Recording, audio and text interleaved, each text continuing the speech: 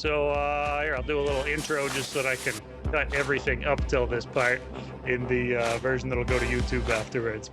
So welcome aboard, everybody. My name is Doobyis. This is Fly In Formation, and this is a spin-off interview segment.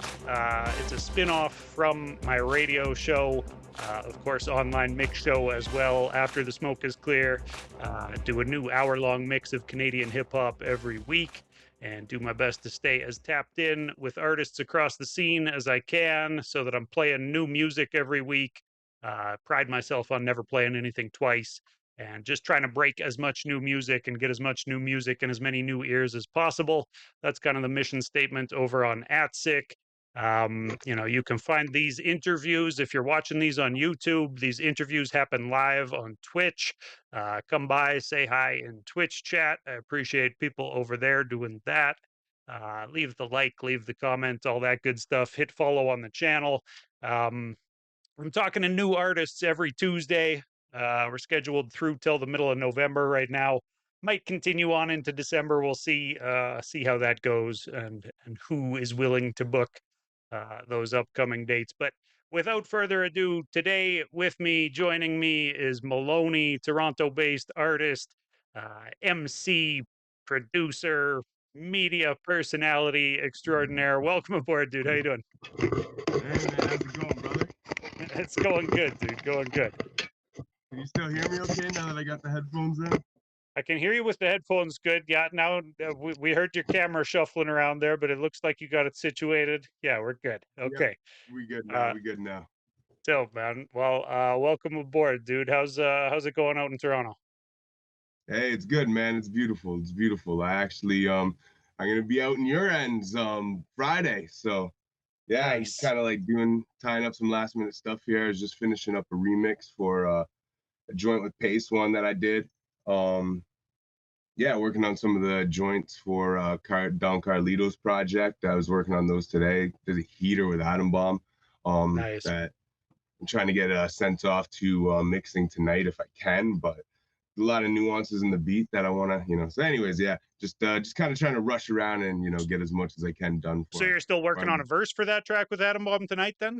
You're saying that's you want to not get me. No. I'm not doing a verse on that. So that's for Carlito's album. So I'm currently, I guess I can kind of like leak this to you guys. Sure. I don't. Well, I guess it depends if you're gonna clip it or not. If you're gonna clip it, I don't know if I can. But I mean, no, I don't need to clip it. That's all good. Okay, cool. So yeah, basically Don Carlito. You familiar with Carlito? No, is that a Toronto-based guy? So he was the first rapper to win the Juno.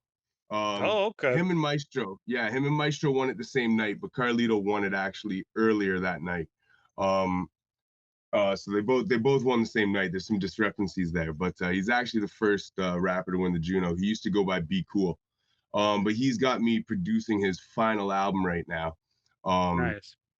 Yeah, so I'm doing like 90% of the songs, but I'm also like executive producing it, creative director, and a lot of titles basically Sure. attached to it. But this album at all hasn't been announced to the public, or is it just the release date hasn't been announced, or what part of this am I not supposed to leak? Well, not I. My complete involvement really has been we've been kind of keeping it. At least I have. He's shouted me out publicly a little bit, like and alluded to things, but an actual announcement as far as like how many because really I'm yeah, he's trusted me with a lot of the bulk of basically how it's going to sound production wise, executive production wise, letting me really just kind of take ideas and go with them. You know what I mean? Yeah, and even like creative direction, marketing. Like we got like a lot of once some of the singles come out, like we got a lot of marketing ideas and plans and things of such. And yeah, so Nice, I've got a very big involvement. Yeah, and is that going to be released on your label then, Breaking Records? no, so he has his own Cloud9 Music, but it is like a I call it a partner venture, but I mean realistically, he's gonna handle all of that. He'll take care of me, my percentages, all that stuff through his end. Sure. We'll throw the logo. He's agreed to let us put the logo on there and stuff. But I mean, realistically, he's gonna handle all that stuff Nice, realistically. man. So, yeah, yeah, yeah, very excited about it, man. We got some really, really, really big features on there. Um, I mean, Maestro's on there, but the Maestro joints, like I'm doing a few remixes of their classic joint they got called "Not Like Me." They used to Okay. they back in like 2002, they had a video for it. It was a big record at the time. So I'm doing some remixes of that, but we just got like Atom Bombs on there, Keisha Fresh is on there, we got Thrust on there, Frankenstein. Nice. Um, Starting from scratch is supposed to do like a classic throwback record, like where you used to have like a DJ just do a cut record. Starting from scratch is supposed to do a cut record on there. Um, Chip Fu from the Fooshnickens is on there. We So how got long has it been since the last time Don Carlito dropped that? since was it Reloaded or Fire? I believe the last record he dropped officially would have been Reloaded, or maybe there was a couple records segmented together. So you're looking probably like 2016, 2015-ish. Okay. Correct me if I'm wrong, or sorry, not you correct me if I'm wrong. I guess really this is for him to get back to me on, or me to research after. I think I he's just dropped a typed in his record in name. between. I'm looking at his Spotify right now Okay. here. Yeah, yeah. I think he has dropped a record since. I think there was an in between record, if I'm not mistaken. Okay. Well, if nothing else, I've found one more Canadian artist to hit follow on, and I guess I was sleeping if Hey, dude is the first guy to win a Juno. yep, Yeah, I've probably seen his name around and just had too much else going on to tap in, I suppose. But yeah, I'll definitely be yeah. paying attention for the new album. And can you give us the title for the new one? Yes, the album is going to be called The Last Crusade, and I was actually just working on this. Well, I'm supposed to send it off to Shiloh. I was just getting the cut reference ready, because I basically we segmented a bunch of samples that we thought would be dope for the cuts, and so I was actually just finishing that before I tried connecting on here, so I could send it to Shiloh and hopefully get him to start cracking on that. So yeah, man, it's it's exciting, man. He initially hit me to do a one record. There was a record he had done a while back, like years ago, and when he went to release the record, it got flagged because the producer had double sold the beat to Remy Ma. Oh shit. And yeah, so he had this record, and he's like, "Hey, could you reproduce this? And would you want to do a verse on it as well?" So I'm like, "Okay, cool." And then he came over. We had a meeting here in the basement, and by the time our first initial like meeting was done, he's like, "Yo, man," he's like, "I don't really like a lot of the other producers, kind of like what's the word? Not ambition, but like excitement towards the idea." He's like, "You seem very like excited about it, motivated." Like he's like, "Would you be interested in doing the whole thing?" I'm like, "Fuck yeah, man, let's do it." So Nice. basically, I'm like, you know, the idea you have right now of like a little like 5-song EP or like a short 8-song album, I'm like, if you're gonna let me kind of take creative control here in some capacity, I was like, just dead that whole idea now. I'm like, because I'll basically like by the end of this, we're gonna have like 30 records. Now, five, there might be 5 remixes of one record, 5 of another, 5, you know what I mean? Like I'm like, it Okay. might be a bunch of variations of different records, whatever, and but I'm like, just give me that creative freedom. You know what I So mean? Because your idea is to kind of reach back and take more from his catalog than to include like remixes of some of the old hits onto this so new that's project, eh? so that's exactly what we have been doing. Exactly, like his initial idea was he wanted to kind of put out some of the old records, maybe like kind of touch them up, some of the unreleased stuff, like the one he'd flown by me originally, and then yeah, like and he wanted to keep it kind of short and neat and tidy. And I'm like, man, like you got a catalog. Like another thing, so he went by Be Cool originally. So I Dance to the Music by Simply Majestic. That was the record they won the Juno for initially. Okay. And then he was part of Get Loose Crew, who was the first Canadian hip hop group to ever garner international sales as well. So, he's got all this history. And I'm like, man, like let's dust everything off. So like Man, like I just stem separated his joint How I Got Over from like 92. Very like Naughty by Nature esque kind of sounding record. And I just produced a heater for that. But and then he's gonna come and recut the vocals. But and then everything just breeds a new idea too, right? So even in me reproducing that, he's like, yo, what if I did like a How I Got Over part two, or got to get over part two, but like I'm talking about the stuff that's on my brain right now that like I got to get over this. I'm like, yo, I'm like I got the perfect sample for that actually, and you Nice. know what I mean. And so there, and basically his thing was he wanted to do minimal writing. You know what I mean? He came Okay. into it and he didn't really want to be writing a bunch of new verses. He kind of had a bunch of material that was unreleased. You know what I mean? And and the more that my ideas grew, the more that library of things grew that I wasn't even aware how big it Well, was. and when you start recreating stuff, I think it's pretty natural for anybody to get inspired by that. Like I've seen Yeah. even kind of tips for starting out artists to like shit if you're stuck for what to write or record, like practice just recreating other artists' songs even, not to put out to Yeah. the world necessarily, but it'll often kind of spark some inspiration or some creativity too that way. So I'm not surprised that taking him back to some of the classics that he worked on uh back in the day has kind of helped to stoke that fire and get him to pick the pen back up a little bit, eh? Yeah, yeah. So it's been pretty cool, man. It's and and just in the process, it's like me and Carlito were already cool because of me doing my media thing back in the day. We had done a couple really good interviews before. Like that's how we met. He never met me as an artist or anything.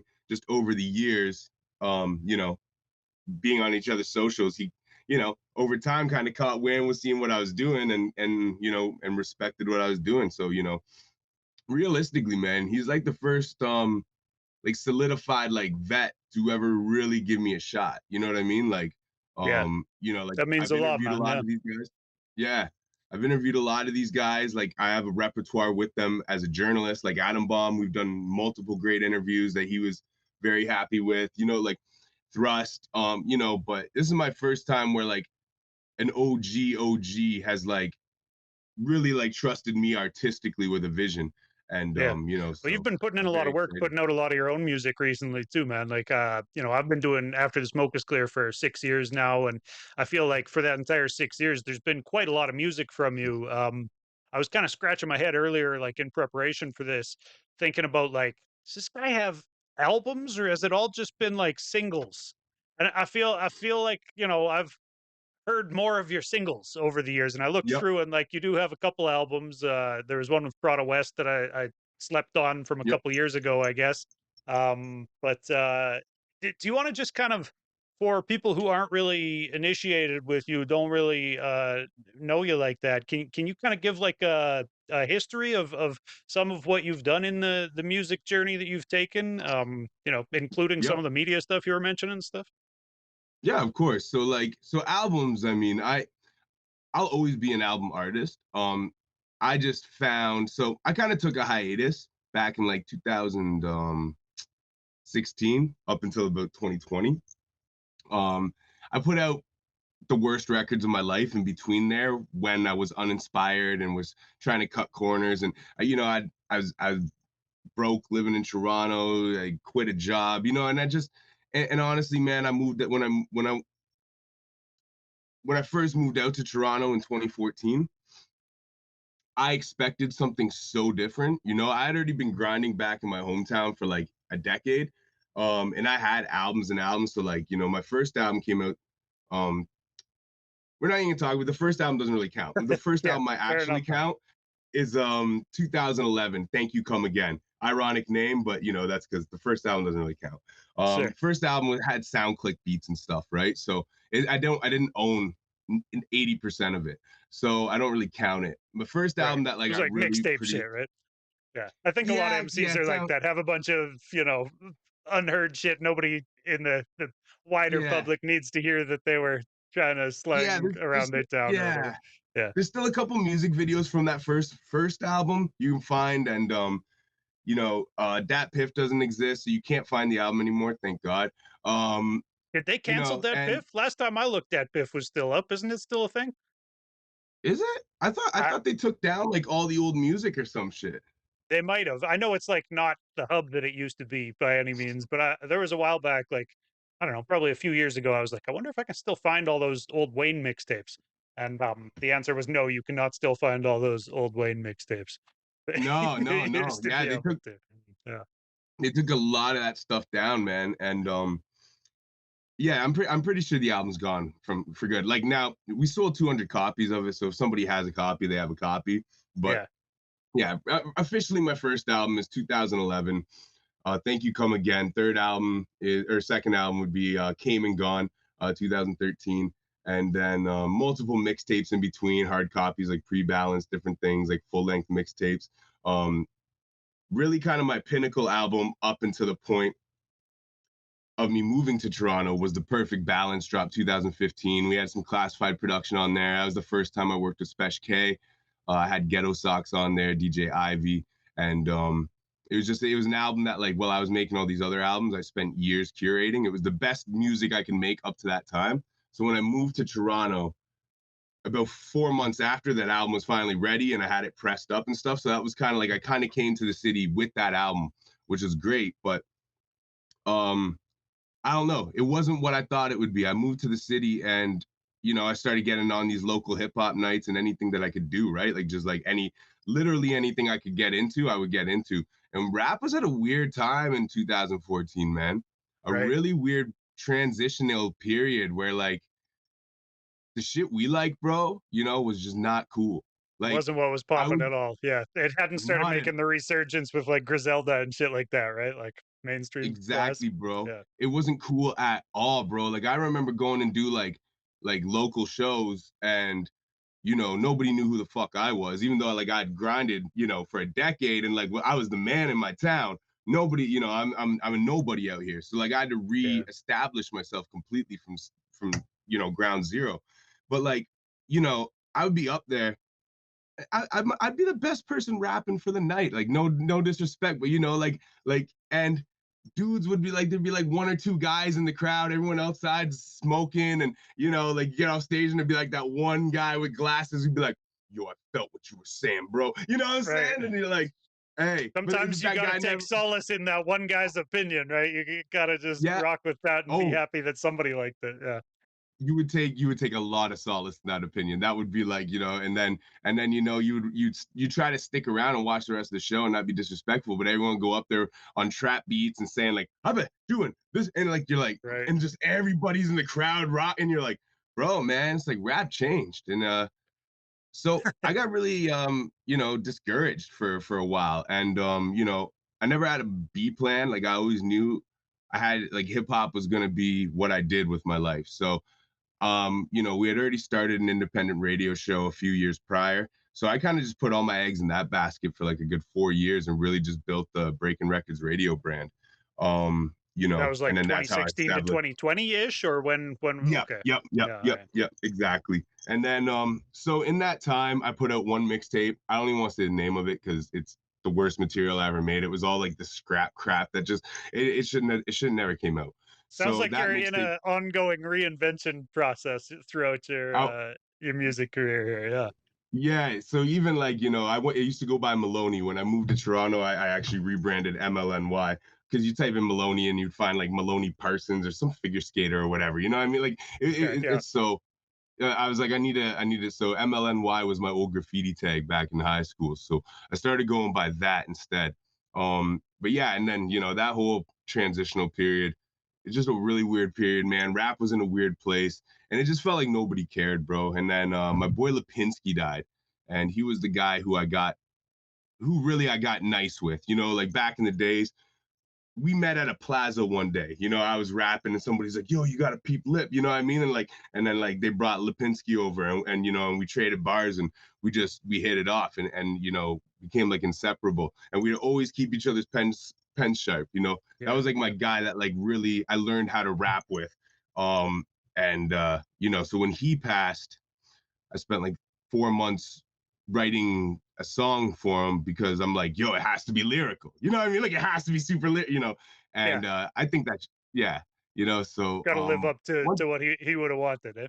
But rest in exactly, peace, right? man. Like Yeah. yeah, I want him up there being like, ooh, that was cool. You know what I mean? So like yeah, I finally got that record done. And then once I did that, I'm kind of like, yo, now at this point, Griselda's kind of made that resurgence.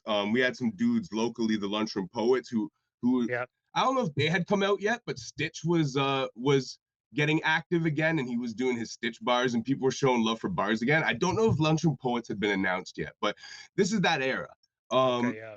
And people are kind of starting to like I could see that there is an appreciation for the art that we did, and I'm like, yo, maybe it's, maybe lips like passing is the sign that it's like maybe it's time to do this again. But it's like if we're gonna do it this time, we're gonna do it right, man. No cutting corners, no shortcuts. Like we're gonna do this thing right this time. So that's why in this period of my career, you don't see a whole lot of albums because I'm still very much an album artist. But once again, the industry changed. So everything's driven by singles, right? Like I got homies, 100%. no disrespect, but my man B1, right? And like we'll have this conversation all the time. I know he's been on here before. Yeah. A couple You know, times. Yeah. yeah, because he's always He's dropping hip hop's albums, and I'm other like, Brent. That guy. We're both named Brent. oh, you're a Brent too? Yeah. Yeah. No shit, Canadian no hip hop shit. has two of us. Yeah. Yeah. Come on, man, come on. So, but that's one thing I always say to him, right? It's like, man, it's like you kind of like, don't you feel like you're wasting your breath sometimes? Like putting out these like long, like these full length albums, and like people don't really listen to albums anymore, right? And they do. Once you curate a certain audience and you reach a certain stature, That's the people do thing. start to. Certain people But listen to albums, right? Certain people will yes, listen. Yeah. yes, exactly, right? And we're in a place where I think people kind of do a little bit more than they used to, also, like because of the resurgence of Griseldas and things, and because like the art quality of an album has kind of come back as long as you're in like a certain pocket of hip hop, Well, as I to think where, we're at an era now where like it's like retro to listen to a full album, right? Like it's like yeah, that's the like old school thing that like art heads will do, you know? So there's yep, always going to be that class of person who's out there like trying to dig a yep, little bit deeper into the art and like find that. Something I was thinking for about sure. earlier with this like albums versus the singles kind of debate is like, do you think that it's about how popular an artist is? Like, should guys be waiting until they have that fan base? Because when B1 drops an album, you're right that probably a bunch of random people aren't going to listen through the entire project. And B1 or anybody else in Canadian hip hop, I should put that Yep, caveat on there. yep, But that their core fans probably will, right? Like people yep, who yep, there will be a handful of people out there across the country who are waiting for it and beyond, of course. Um, of course. so, yeah, do you think it's about like Personally, finding a certain level of success first? well, see, and this is probably where me and Brent differentiate, right? It's so weird calling him Brent in an interview. My bad, bro. B1. This is where we, I think, differentiate, right? Like we're both still album artists, right? The thing is, he creates the album and puts the album out. Me, what you've seen over the last 4 years, minus like these like collab EPs or like that one EP I did, and I just did my Behind Bars album, but I didn't even put it on streaming platforms yet. It's only exclusive on Bandcamp and physical Nice. right now. Oh, yeah. It will go up eventually, but it's like let's take control of the art again, right? Like it's like Yeah. fuck it. Yeah, I want to talk about Um, that more, but with this cool. Yeah, yeah, albums definitely. I'd versus love to. singles thing, yeah. Yeah. Yeah. But like if you look at all these singles, all these music videos I've done, they're actually pieces of albums that just haven't come out yet. Like even as far back as The Foundation, Anxiety, like these are like singles I put out like 3.5, 4 years ago. I have 3 albums in the works right now. One's called The Maturation. It's like a 24-hour story, basically.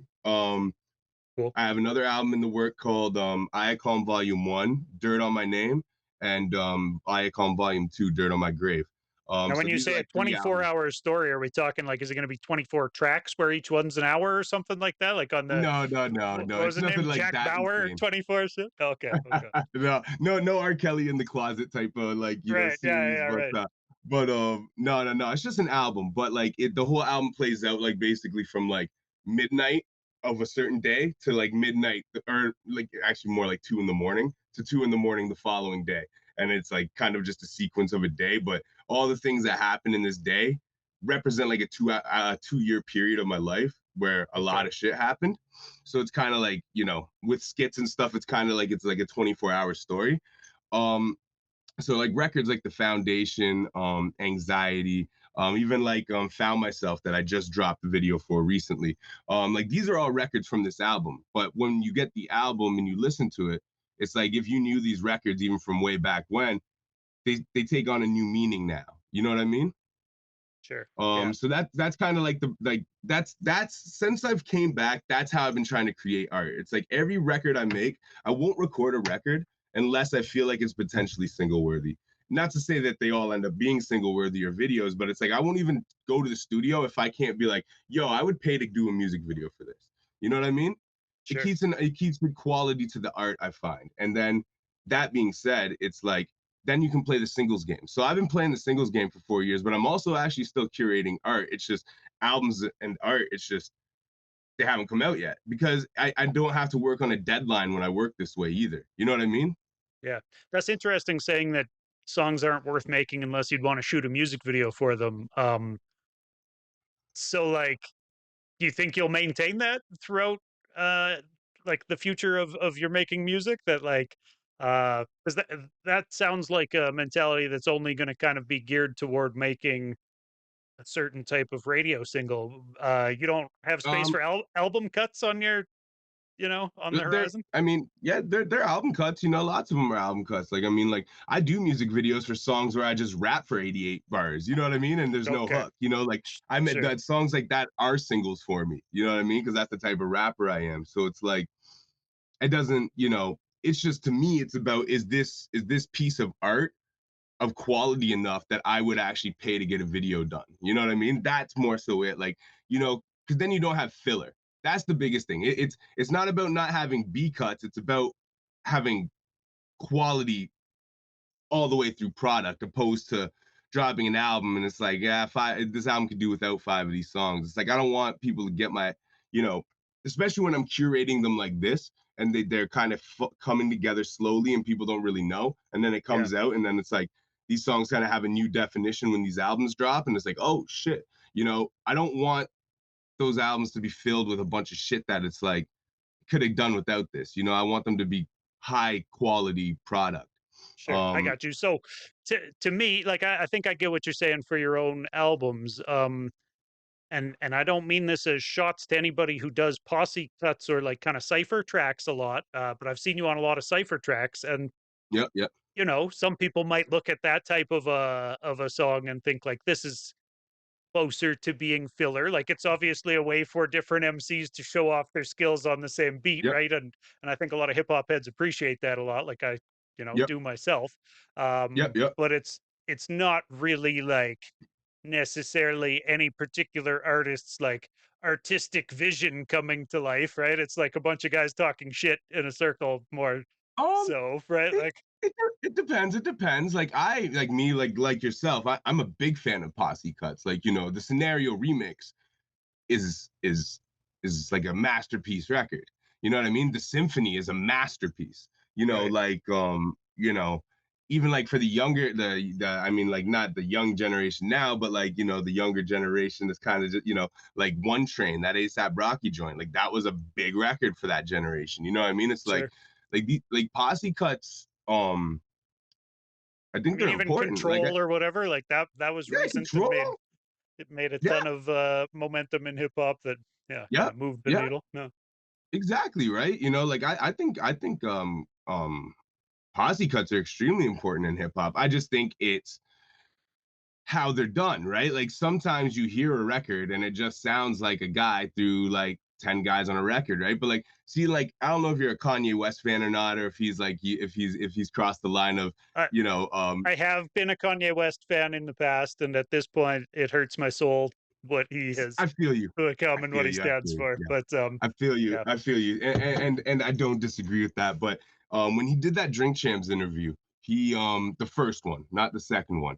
Um Watching it for some reason, like even though he's being a dick in it, I'm like some of the points he made were like, like he's some very genius conversations musically and stuff. But yeah, watching it kind of reminded me about how great of a catalog he had had. So I went back for like the first time in years and really reevaluated everything from College Dropout up to like, and even the records he produced for other people.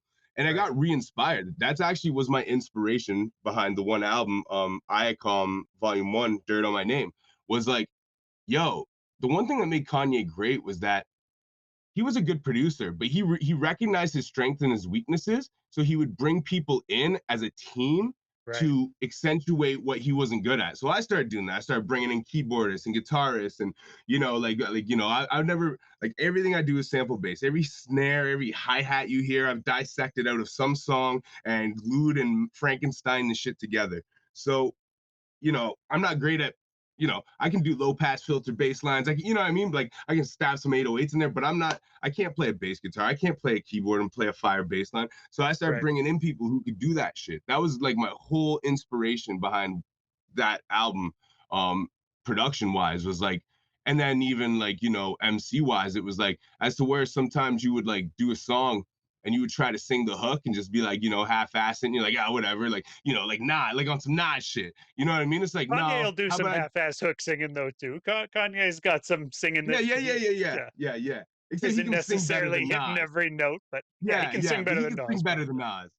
Have we ever Um, heard Nas try to sing? I'm trying to think if I even have ever oh hell yeah, heard yeah. Nas He try to even hit says it. notes. Nostradamus, tell him what time it is. I was the first to sing a hook on some TJ Swan shit. Black ski mask in the Okay, pot. yeah, yeah, Yeah, yeah. I you know know what I those mean? bars. Because Yeah, okay, that he's sounds familiar. because what is it? Is it Black Girl Lost or is it one of them joints on it was written? He tries to sing a hook, Okay, and it's super ass, and then he does it throughout like his whole career. He even I mean, my favorite Nas song, one of them, top five. He does. He actually sings the hook, and he actually does decent. But the song for his mom, the "One More Dance dude, I with just brought You, that song up Mama." last episode of this when I was talking to Max Did you? Moon. I brought that track up. Yeah, that's one of What my a favorites by beautiful, Nas too, man. Yeah, yeah. What a beautiful record, man. What a beautiful record. pushing the You boundaries of know, how much emotional impact hip hop songs can have with that one. I think yeah. yeah, I he, yeah, that's one of those records many eons before my mom passed. I played that. Actually, the first girl I ever used to sleep with actually showed me that record, ironically. And I was the hip hop head. And I'm like, how do you know this record? You know what I mean? And she's like, you sure. never heard dancing? She got And points with that one then. If you were the hip hop head, and she was like, "Yo, let me put you yeah, onto this Nas here." Yeah, I still remember that. So, she's one of those, that's one of those things like wow, Bow Wow says Superhead taught him how to do laundry, and like she's always stayed in his mind, like he'll never forget her. that's She's got one hilarious. of those she's got one of those with me. But it's one of those records. I cried the first time I heard it, and Yeah, every time after.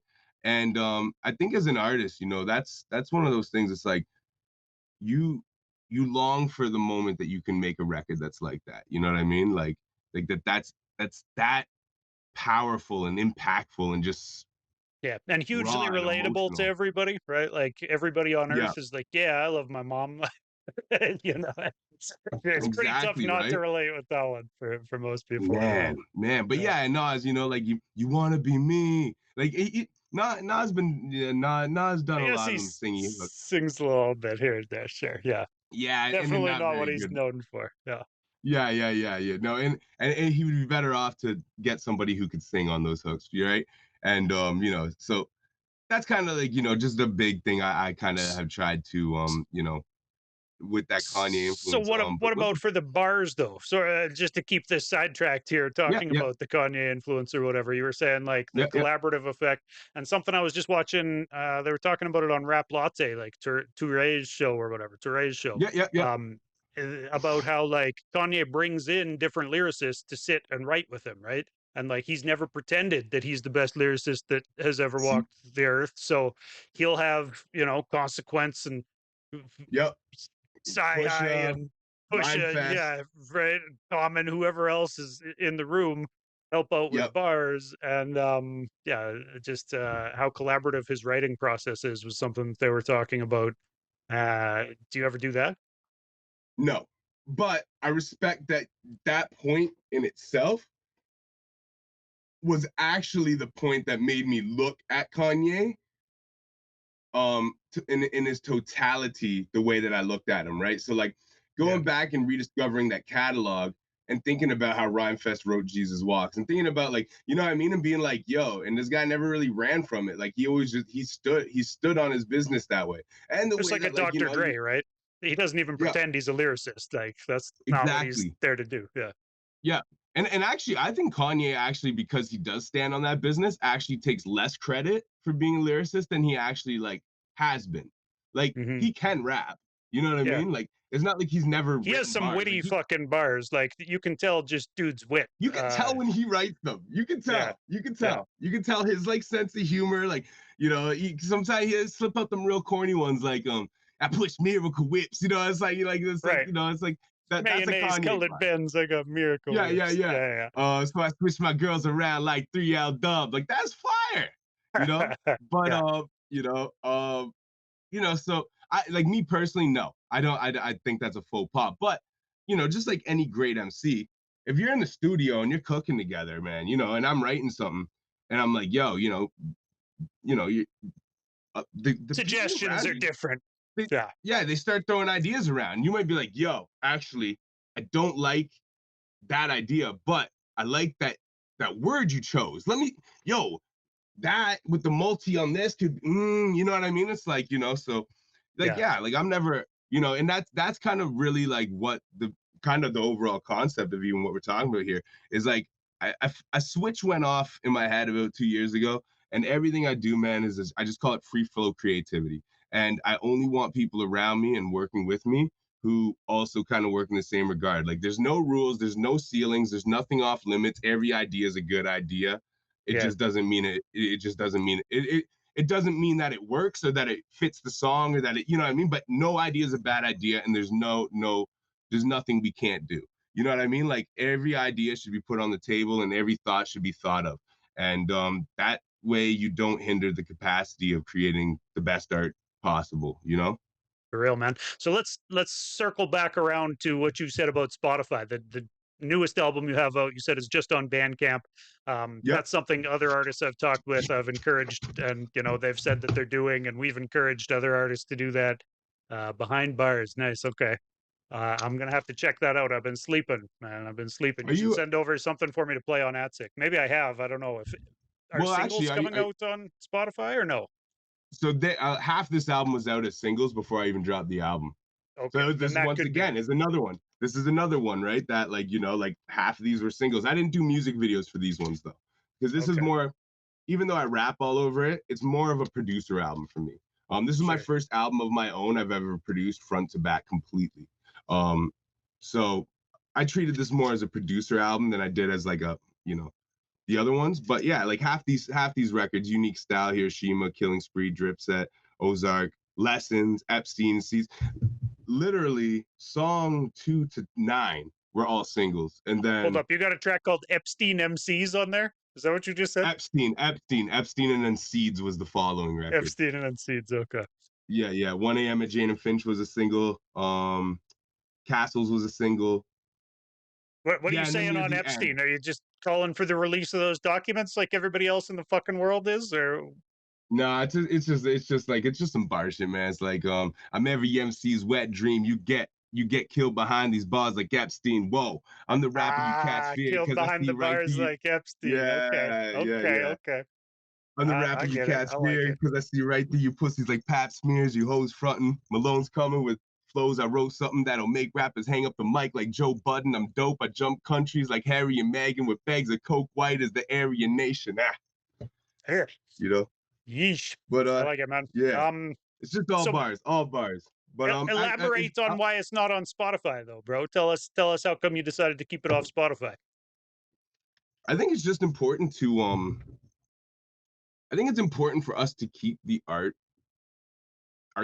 You know what I mean? Like for one, I don't like all these rules and these different things like Spotify has been doing. And even since I've made this conscious decision, I'm almost at a point where I don't even want to put the album on there. But now with all the AI crap they're doing and these Yeah. impersonation rules they're doing, it's like, The newest one is that their CEO has them invested into like I mean, I know all the artists are up in arms about like, oh, they're stealing our music to train their AI off of, but apparently his yeah, newest thing is they're investing all of the Spotify profits now into some like fucking AI drone defense company or some shit. So it's like now the money he's making off of Spotify, he's like reinvesting into fucking drone warfare with And let me AI guess, he's cooked into it. pro-Israeli, probably pro-Israeli too, I isn't he? mean, I would guess. I, don't actually know where he stands on that one, but yeah, who could tell for sure? I just know that I've seen a lot of people angry that he's investing like, musicians who are typically anti-wars Yeah, profits actually, I seen. into fucking war shit. Yeah, I think I seen one of those classic punk bands like just pulled their music, didn't they? Like Propagandhi or No Yeah, Effects. I don't know who exactly. some Don't quote me, but couple of bands yeah, did. Yeah, I saw yeah, something about that too because of that. because of that Right. exact reason, right? Yeah. Yeah, man. You know what? And that's the thing. Like, if we let people just do whatever the fuck they want to do with their power, then they're gonna Yeah. do whatever the fuck they want to do. But it all starts somewhere, right? And we're at a point now where music actually there is the niche is the like the career is the niche. Like you don't need to chase something beyond what is within yourself because you're actually, I think, in this day and age, you set yourself at a disadvantage unless you're trying to be like a fucking Drake or somebody, like you're trying to be like a superstar rapper. Like the Hmm. like the era of the superstar is kind of dead. It's going to be dead. And I think like the niche artist is like that's the dream job. Like you can literally build a career and live off of your art by being you and doing what you feel is integral. Yeah. And I think if you got the right fan base behind you, you've put the work in, and people are invested in you, they're gonna respect why you don't put your music on certain platforms. And not only that, they're gonna support it, and they're gonna, maybe they'll stop their subscriptions. Like Yeah. your power for us to ever believe our power was not in our voice is nonsense. Like that's the only place we have our power, right? So, I I love agree with seeing what you artists were do that. saying exactly about the era of superstars kind of dying at this point. I think you know, uh it's tougher and tougher to become that superstar because the way that the industries are locked down, they're not gonna allow you to reach the masses to the level of, Christina Carpenter or whatever the fuck else they're Yeah, pushing, right? yeah, Because yeah, yeah, she's getting the banner on the bus that drives by everybody at the city or whatever. So like yeah, it's really tough to compete with that. But I liked what you said about like it's this neat thing where, you know, I think the main goal for most artists now is get that, you know, 1,000 fan base. If they each spend $60 on you, you're living, if exactly. and so I think that's what a lot of artists I talk to have been chasing. Um, I don't know. I was listening to a bit of your music just before you joined me in chat here. You had a track where you were kind of lamenting how tough it is to push music out, and you said something about like how do I convince a million people to listen to me or something along those Yeah, yeah, lines. yeah, yeah, yeah. So that's Um, the single, that's the Sealands joint we did. So that's Trips, actually. Salute to Trips. He's a Edmonton boy. oh Doom damn, was Squad. that Trips that said that bar? Yep. Okay, yeah, Trips, yeah, Trips, okay. yeah, Trips got first verse on that one. Yep. So I've that's Trips on there. And I've had then Trips I on had here verse too. two. Yeah, Yep. yeah. Shouts to Trips to Trips, Trips, definitely. man, what a talented man that dude is, eh? Like he's Yeah, he's something special. multifaceted, and yeah. I hope we get a lot more music from Trips in the future. He was fun to Yeah, talk to too. Seems like a good dude. I'm yeah, I'm glad he like put out, like he's been putting out, like finally, like I know he was working on that one album for years, kind of off and on, and like, but like I'm glad it's starting to come out. You know what I mean? Oh yeah. Because he's like he won. Did he win first place? I think he won the first MC contest we did, or if he didn't win, he was top three. He should have won if he didn't win. Oh no, no, no, sorry, 5 wins. No, no disrespect, my guy Five, from Rhode Island, five Okay. one. But Trips That was a was either competition through number your two or three. radio show, or Yeah, we used to, during COVID, we did these Breaking Records radio online MC competitions where we put beats up and we'd have like, I don't want to say celebrity, but like popular rapper guest judges. So like, I can't remember who judged what competition, but like sure. between like the 4 or 5 competitions, we had guest judges from Master Ace Classified, Pat Stay, rest in peace, Pace One, Young Z, um, Black Poet, um, that's a Yeah, yeah, Master Ace, yeah. El yeah, Gaunt, yeah, just like dudes who are like lyric guys, you know what I mean? yeah, yeah. But yeah, So so we is Breaking Records still around? Where did Breaking Records go to? Are you guys still doing that? well, that's the beautiful thing about breaking records is that um, as I've given this push, so for one, breaking records is the umbrella. So breaking records is our record label. Me and Ennis are partners, and breaking records radio is just like it's a branch of that umbrella. So breaking records, like every time we drop a song, breaking records is still doing its thing. You know what I mean? Like right there, right? You know what I Yeah, mean? word. It- all songs produced by MLNY for Breaking Records, all songs mixed and mastered by MLNY and Ryan Innes for Breaking Records. Like it's the umbrella. So even musically, it's everything goes through that. But for Breaking Records Radio, that's kind of the beautiful thing about that hiatus I took is that I built the brand. I have years and years of content. I have interviews that have never came out with legends. I got interviews that literally are sitting on the YouTube on private, like Blase and do like legends, but like Oh, yeah, Brooklyn um Zoo, right? yeah, Yeah, so I got stuff that like I could still, but I to do one thing right, what do they say? Jack of all trades, master of none, right? Like, if I'm really doing this art thing, because that's my first passion, anyways, it's like I don't want to be yeah, clouding my mind with a bunch of other stuff.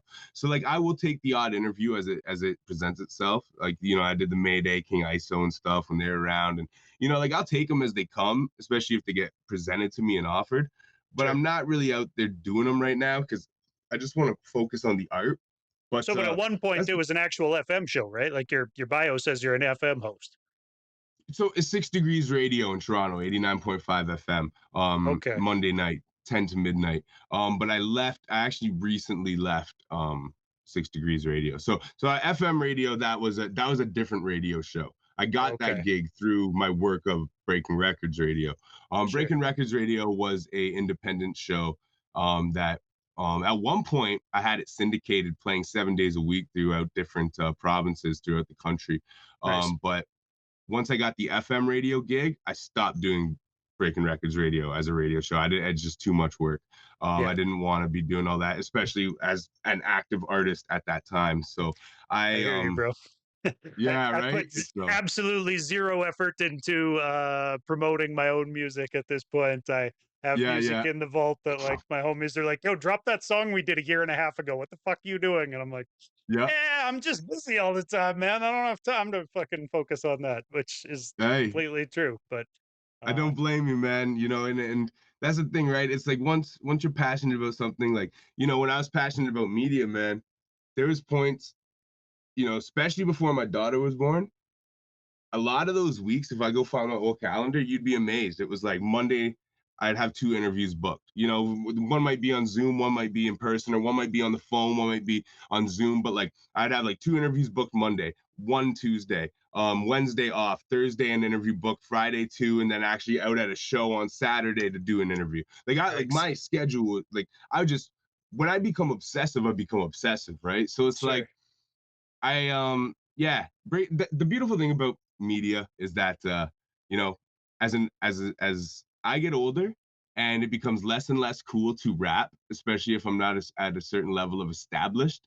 um Fuck all that, man. I you know what, I Gives a fuck agree. what's cool or what isn't, though. That's the I other thing. As agree. you get older, you care less about what is or isn't cool. So it's like, I agree. I used to tell myself I wouldn't rap past 30 if I hadn't made it yet. I made my comeback at 30. You know what I mean? sure, Like I literally broke my hiatus at 30. So yeah. I mean that's bullshit. But and yo, Clips literally just dropped a clinic. Like that Clips album is like the best rap album I've heard in like a few years. It's Nas is fucking incredible. unarguably the greatest run of his entire life. I mean, Like that's what I mean. Ageism like all that ageism bullshit. It's like, and not only that, you be seeing people coming out lately and being like, yo, um, thank God these OGs are coming out because now we have people showing you how to actually rap. Like it's over for you yeah. young boys. You know what I mean? And Well, I and you understand. know I what? can. There's a lot of people who aged up with hip hop, right? Who are still looking for hip hop that hasn't changed too drastically from what they liked Yep. 20 years ago, and I think that lane will I be feel here like me forever at this point, right? I feel like me and you sit in that pocket. You know what I mean? It's like, why do Yeah, I want to hear some shit that's like mine? Like, don't get me wrong. Like, I like French Montana. I like shit that's not, like I like Drake.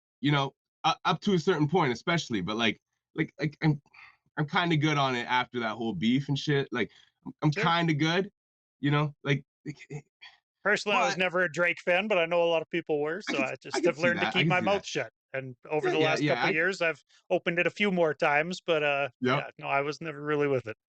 But I I could didn't see live in that. Toronto either, so he That that made a he big difference when I moved to wasn't the Toronto. local I boy, right? I didn't like Drake before I moved to Toronto. Once I moved to Toronto, I was like, oh, you almost can't not like him here. I bet. Um, Yeah. which that didn't really matter. I've always liked being somebody who what do they call it? Protagonist or like devil's Antagonist. advocate, like antagonist. Yeah. Yeah, right. So Yeah. I've Yeah. always like but nah. Like I mean, I can't deny the boy, like especially in his prime, was a fucking that boy could rap. But you know, point being is that like I would rather listen to a new DJ Premier record than a new Drake record. I Yeah. would rather listen to a new LL Cool J record than a new French Montana record. I would rather listen to, you know, Marlon Craft. I don't even really, I'm be honest, I don't really like Marlon Craft that much. I think technically he's overrated. Um, that's just me. No disrespect, you know what I mean? But like About the I new don't think Ghostface album. Did you check out the new Ghostface album? I peeped a couple records and I was very pleased with it. I did see, do you know, yo, as rap nerds, here's a conversation worth having though, right? Supreme Clientele is one of these weird like enigmas that exist because for years, rap fans would argue you that Ghostface was the king of slang and that like, the rap fans would make up meanings for all this crazy shit. And then finally Ghost came out and said, none of that shit meant nothing. And He all these said rap quite fans, that. He said he didn't know a few of those lines what they really meant, but but I think that's what he originally said. okay. Mind you, do you remember the old Rap City episode where Tigga asked him about the one line from that album and like he almost fought Tigga? No, I'd Oh like my to see that god, though. bro. It's you can find it. Like I remember it from when it was live, but like in Capadonna comes in with like a suitcase and it glows and it's like I don't know, it's like it's corny, but it's like the tension seems real. They come back from like a commercial break and you can like hear like Ghostface like going off on Tigger. Like so mind you, for many years, Ghost hid behind the guises that like this was like some very deep, Right. hieroglyphic Coded. rap shit. Sure. Um, and then he did come out eventually a few years ago and admit that some of that stuff he didn't know what he was saying. But like, I seen an interview with him recently where he was like, "Yo, man, like, that whole album, that's just me flowing, bro." He's like, "That none of that shit mean nothing."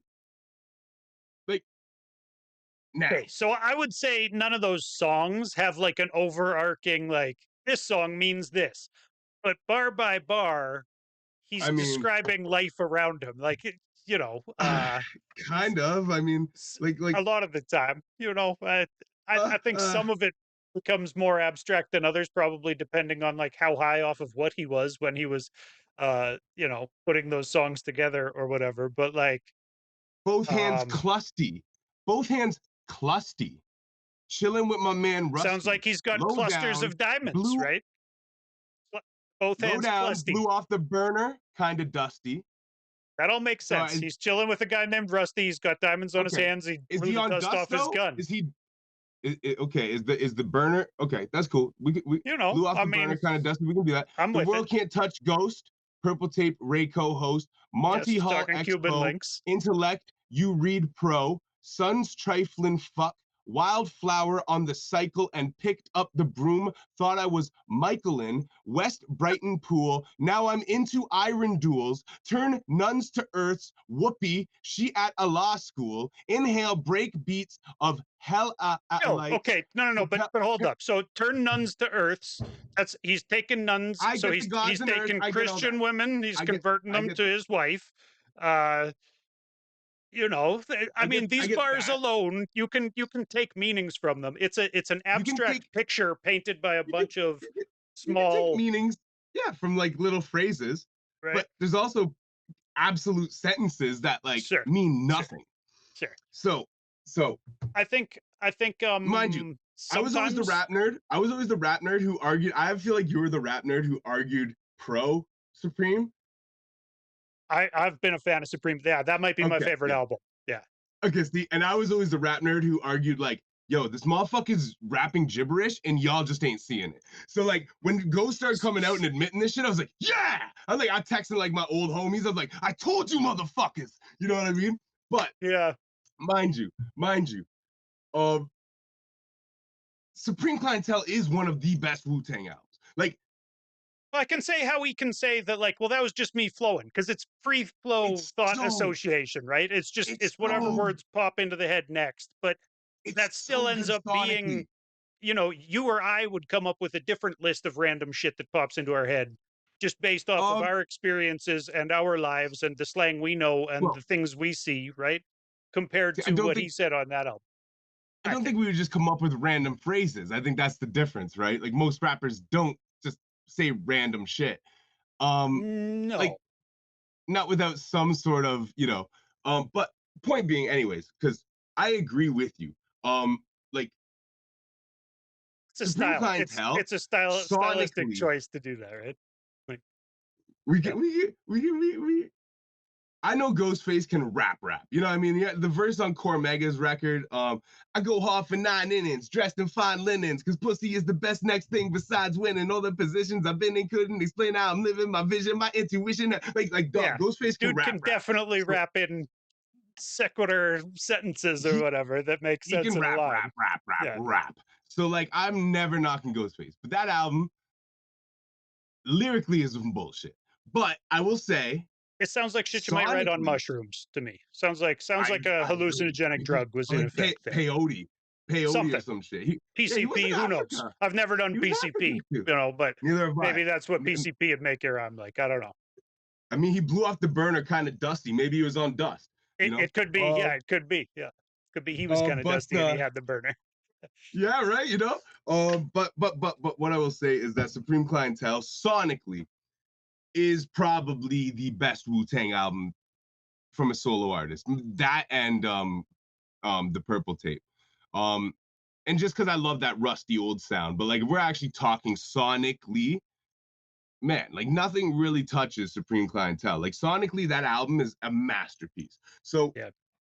but it's a weird enigma. So have I listened to number two? Yes, I've listened to some of it, but I'm like, it's to me, it's so weird because it's like, man, it's like it's such a great album, but it's like such a like also like, you know what I mean? I love And also, Ghostface, and any random day, I've probably told people that Ghostface is my favorite MC, right? I sick, don't sick, typically sick. do the ranking, but like typically Yep. I would, if somebody just asked me off the top of my head, that's who I'm going to answer. I I can mean, respect that. maybe I can Nas, respect maybe that. Black Thought. It might change day to Yep. day or whatever, Oh, right? But Black Thought, man. I, I've Fucking told a Black lot Thought. of people that Ghost is my favorite, and I listen to Yep. Supreme Clientele too, and was not overly blown away. I mean, No. I'm the guy who's always said that I'm happier listening to my favorite MC's throwaways than I am to silence. So I Yep. always want to hear, the lost tapes. I Yep. want to hear the cutting room floor stuff. Uh Yep. I don't rate a rapper too harshly. I'm not going to hear a bad song by Ghostface and be like, "Oh, Ghostface is washed now" or whatever. Like Exactly. Yep. it just wasn't really doing it for me the same way. But Ghostface is still a super dope MC. I'm still going to check for the next one, whatever. I I agree. What it reminded me of is when Busta did ELE2. They're both albums that each artist stockpiled records for like 6 or 7 years. Yeah. And kind of like slowly curated. And I don't think either of them spoke to the original albums. I think they were, Yeah. I don't want I to use this term, but like a money grab. I didn't And I need that don't believe album they to be were. named Supreme Clientele 2 either. I kind of thought along those Yeah. same lines that I wouldn't necessarily say money grab because I think either way, Ghost isn't like selling a billion No, albums that he's I going to want to take that take back. I want off. to take that back. I want to take that Yeah. back. Wrong choice of words. I mean that as I think both of them, Busta, Ghost, had the best intentions creating those. I just Right. don't think that they, either of those albums spoke to the original. Like you you're know what, better off actually, naming now that we're having them this something else. conversation, that I thought that album should have been named. As I was listening to it, I was like, "This is Pretty Tony too." If this is a sequel, That, yeah, this is Pretty Tony too. that makes sense. That makes sense. That makes Because sense. he's like singing And over top of soul samples like he was on the yep, Pretty Tony album. yep, yep, Which, like, I love yep, the Pretty Tony album. That shit was dope. yep. And You that know, and and to now me it felt sonically more like that than it did. I Yeah. I agree 100% with you. And the other thing I was going to say is the weird enigma of Supreme Clientele is that album, because it has had such a urban legend kind of existence, and it is sonically so appeasing. Like Kanye West, like the blueprint literally exists by Jay-Z because of Supreme Clientele. This is just Blaze and Kanye West. We're trying to make beats for Supreme Clientele, like post it. You know what I mean? Okay. Like make Yeah. Ghostface beats. You know, like so like its cultural influence it Right. is so grand and vast that it's like, why? And obviously you're not going to go back to the dusty style, so like why like, I love what you said, Pretty Tony, and to me personally, when I seen the rollout, I was like, why do Iron Man 2, bro? Yeah, or just do a Iron new Man 2. album.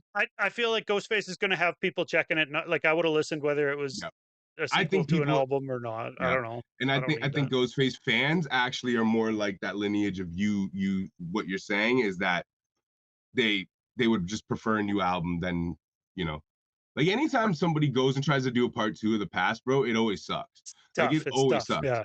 Yeah. You know, Um, everyone from Eminem to the only one that's good is Stillmatic.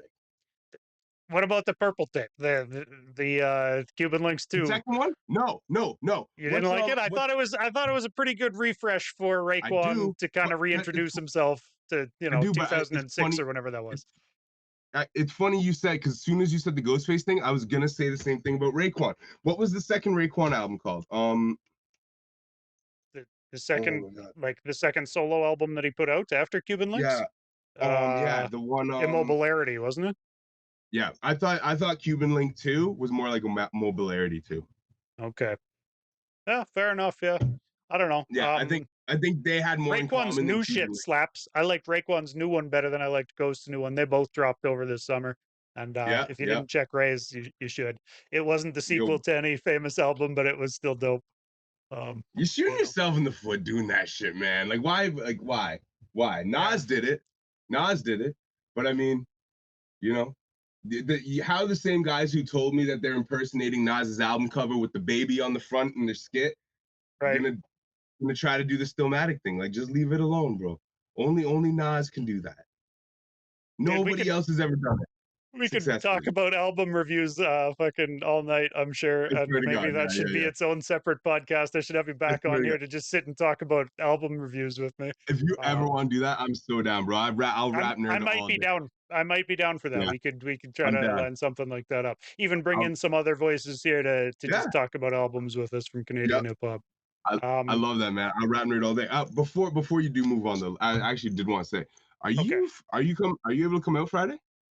No, man. Well, so I'm Okay. in Lethbridge. I used to live in Edmonton, but I'm Okay. 5 hours south, so it would be a hell of a Wow, trek for me to get up to 5 hours. You're Edmonton. not near. Yeah.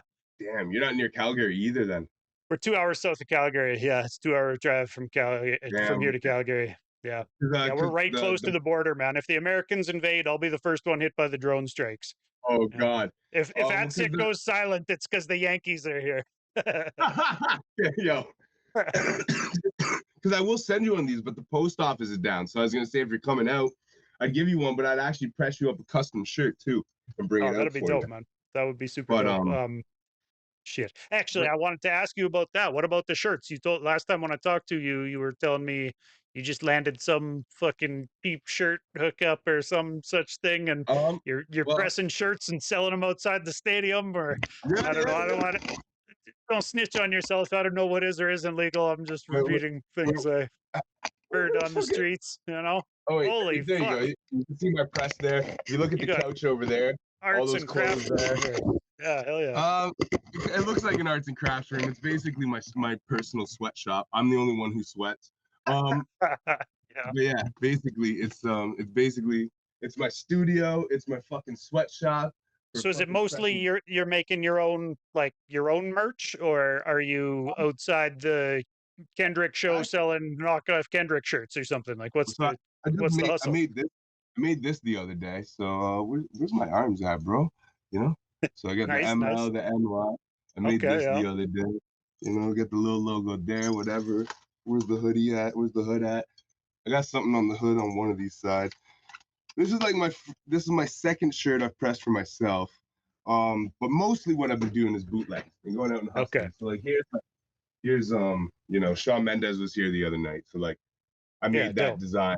It was you know, I got like Gaga shirts left over from the Gaga show, but I sell out most nights. So Nice. yeah, I'll That's a snitch good on hustle. myself. Yeah, no, you know what? I buy bootleg shirts. Like if you look, actually I moved them earlier today, but I had like four from the last concert I'd been to, all on the back of that couch over there. I support bootleggers. I always have. I love bootleg concert T-shirts, so it just kind of made sense, you know. But yeah, I've been I basically have added a new like 50-hour a week job to my schedule that was already crazy.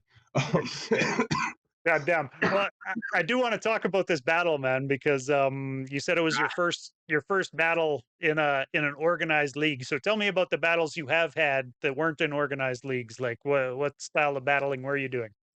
Hey man, you know how it was back in the day, right, bro? You know, Sure. before we had Host YouTube, party you know, battles and yeah, yeah, house parties, neighborhood battles, right? Like you know, sure. well, where I grew up, a lot of them would happen. Yes, house parties was the big spot, and the other one was like high school football games. You know, Right. Okay, shit like that. Yep. yeah, shit like that. Shit where different neighborhoods and shit came together, and you know, yeah, actually, it's funny you said house parties because I almost skimmed over that one. And high schools, bro, and the high schools, Right. like I would be out of the smoking pit, and sometimes like dudes would just roll from a different school and roll up and be like, "Yo, our boy's nice." You'd be like, "All right, I served this motherfucker." You know what I mean? Yep. I never lost a battle in the traditional sense ever in my life, but never done I don't know, man. Like I feel like to write a diss track about somebody, you know, for one, I'm only gonna write diss track if you disrespected me. So I have fuel for the fire. So it becomes easy, right? To write bars about some guy I've never met and have to like try and study and research some guy I don't know, just kind of gay, bro. And no disrespect to gay people, like nothing wrong, but it's kind of gay, you know. Like it Sure. doesn't seem like a In the good time. sense of the word that we used to use that. Yeah, I Yeah, gotcha. I mean, actually, like in a realistic term, kind of. You know what I mean? It's like I don't want to write a poem about a guy I don't know. Like that literally seems kind of gay. Like Sure. Yep. I've heard I that would do, criticism of battle rap for sure. It's yeah, guys like I would do, writing poetry yeah, about one another. Yeah. yeah. That you don't know. Like I would do a better job writing a poem about a girl I never met. You know what I mean? Like that I could at least like be motivated by in some form or fashion. You know? So I've never been that big on the idea of doing it. I kind of got like, So is this a real beef then? Are you actually pissed off with no, whoever you're going to battle next week? no, Oh, okay. no.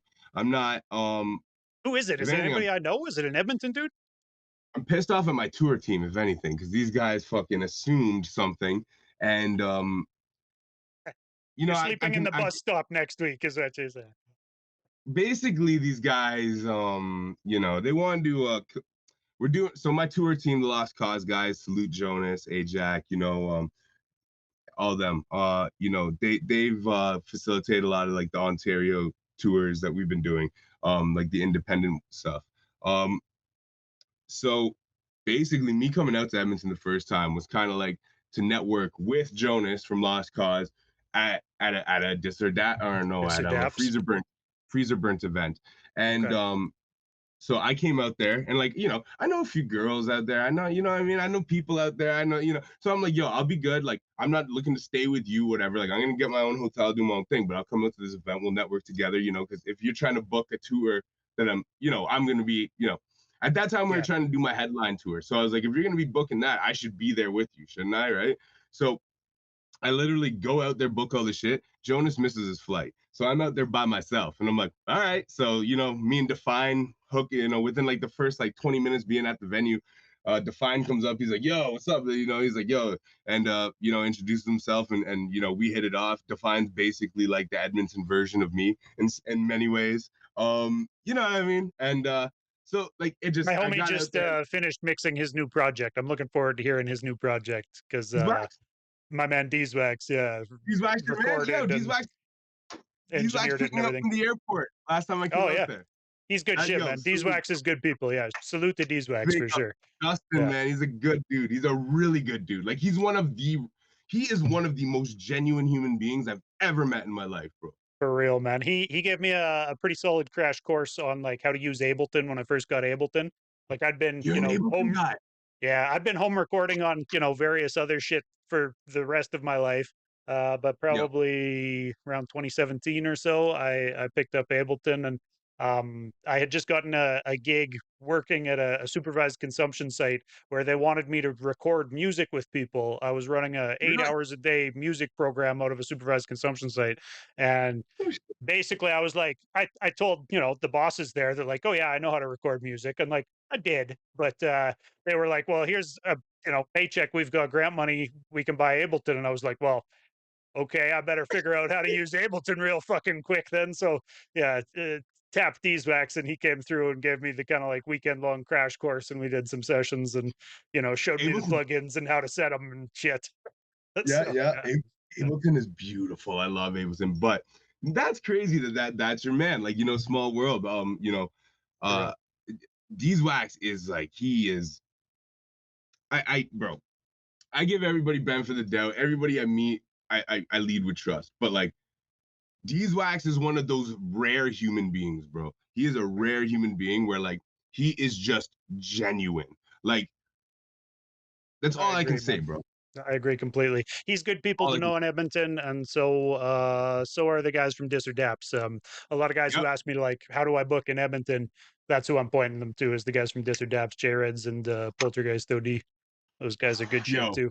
you know Pulte, eh? Yo, so yeah, J Yeah, Red's those the guys have one. both been on the show too. I talked to them a couple years ago now. I think maybe I don't know, a year ago or so. I It's been a just lot of I these just things.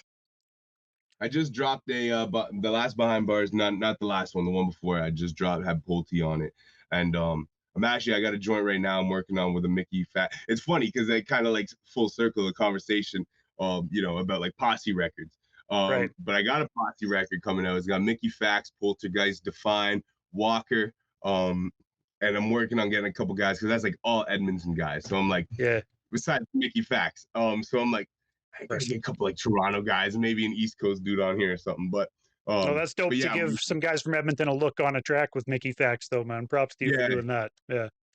no doubt. Because I mean, you guys got spitters out there, bro. You guys are spitters, and honestly, for the weird whim that I came out to Edmonton on, it's become like a second home, bro. Like I've never performed out there, and I got booked for my album release show. Like I get to headline a Dis or Daps. You know what I mean? Like So just from coming it's out just that one trip and shaking some hands, it lined up. yeah, because then J Reds became like people were already telling J Reds like, yo, you gotta like getting caught. Like I don't know if it was when I was coming out there or prior to or whatever, but like basically he added me, and a couple people had already said you need to talk to J Reds. So this guy adds me, and I'm like, yo, what's up, bro? And he's like, I've been hearing that I need to link with you. I'm like, I've been hearing that I need to link with you. So we didn't. Funny shit is, we didn't even link my first time I come out there, but I left one of my cell phones, this one, at the venue at the battle event, which was the first night I was out there. So I'm out there the whole for like 4 or 5 days or whatever. And the last night before I flew out, I took an Uber to J Red's crib, and he actually paid some because he knows the venue owners. He paid to have my phone brought back to him, even though we had never met. Did me the biggest solid, bro. And so I'm just like, this is good people from there. But Yeah. then once he kind of like got, I'm out like brushed up on my catalog and checked me out. He's like, yeah, you're dope, bro. And I was like, yo, could you help me book an album release show? And he's like, yeah, I would want, and I'm like, you do it however you want. I'm like, if you want to do it as Dis or Daps, I'm like, that's an honor to me, bro.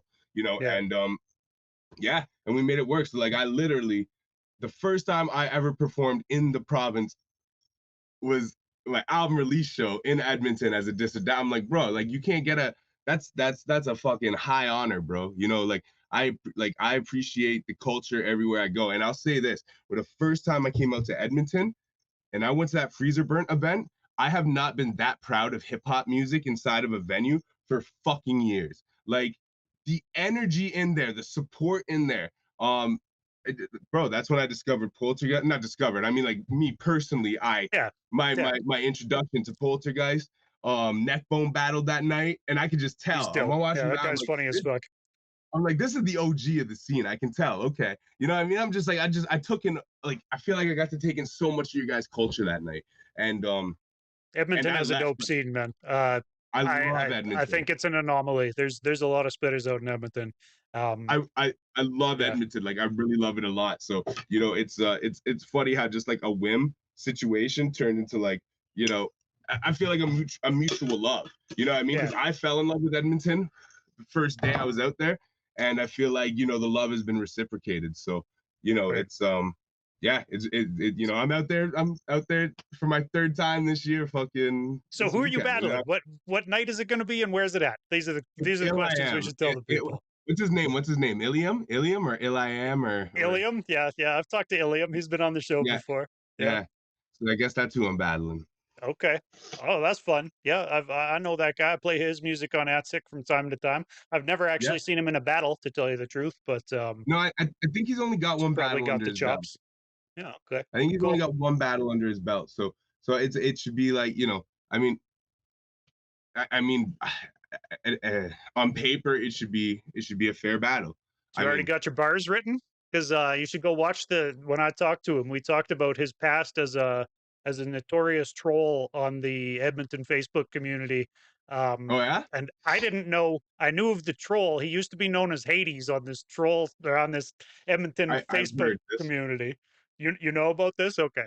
All right. Well, I don't know about the community. Tell me about the community. I know about everybody Hades. hated him. Everybody hated this motherfucker on that Edmonton Facebook page. Like he was He's just the good at most roasting people. notorious troll, just like constantly stirring the pot and just like, posting his early songs. Like we were talking about how like an MC's first 20, 30, 40 tracks might not Our be track. great. You know what I mean? Yep. Yeah. So Yep. Yep. there was a lot of like posts from '80s where he was like really kind of figuring out his stride and getting it together or whatever. And then like, a couple years later, I discovered some music from Ilium and had no idea it was the same dude and was like, oh, this sounds decent, and played that and then talked to him. And I didn't know until like he mentioned it in the interview that like that used to be him. So yeah, it was a clippable moment as I was like, hold up, you were fucking Hades? And like when I posted the clip, half of Edmonton chimed in the comments being like, William was Hades? Fuck this guy. Like, so I think he's done quite a lot of like rebuilding his reputation Yep. from that restart point or whatever. But he seemed like good people when I talked to him. So it's all love from here for Ilium. But Yeah, yeah. like I mean, I had heard a record or two of him. Well, so this is how the whole thing comes about, bro. I had a message from Liam Carpenter on Facebook, and it's like, "Hey, I heard we're battling. Looking forward to it. Good luck." And I don't even know if the looking forward to it was there. The good luck sounded condescending, Okay. All right. and I'm like, the fuck are you talking about, bro? I'm like, nah, you must got the wrong. Like, I'm like, I ain't agreed to no battle, homie. I'm like, I You got didn't no even idea know what you you're were talking. battling in Edmonton at this point when he told you that? I'm like, good luck with whoever you're battling, but like, that Weird. is not me. Um, then he's like, oh shit, oh my bad, bro, and I'm like, yo, no doubt, like whatever, all good, you know. Then one of the guys from my tour team calls me randomly, and I'm like, wonder what this could be about. I'll give him props. Any man who takes accountability, you automatically go up ranks in my book. And anybody who can't take accountability, I want nothing to do with you. So accountability is like one of the biggest human traits for me personally. Um, so I got a call, my man Ajax, and he's like, "Hey man, we talk." I'm like, "What might this be about?"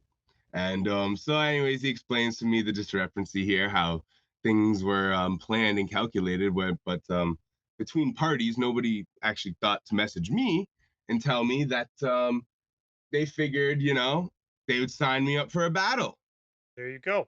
Oh, okay. because they So this, sponsor Freezer Burnt.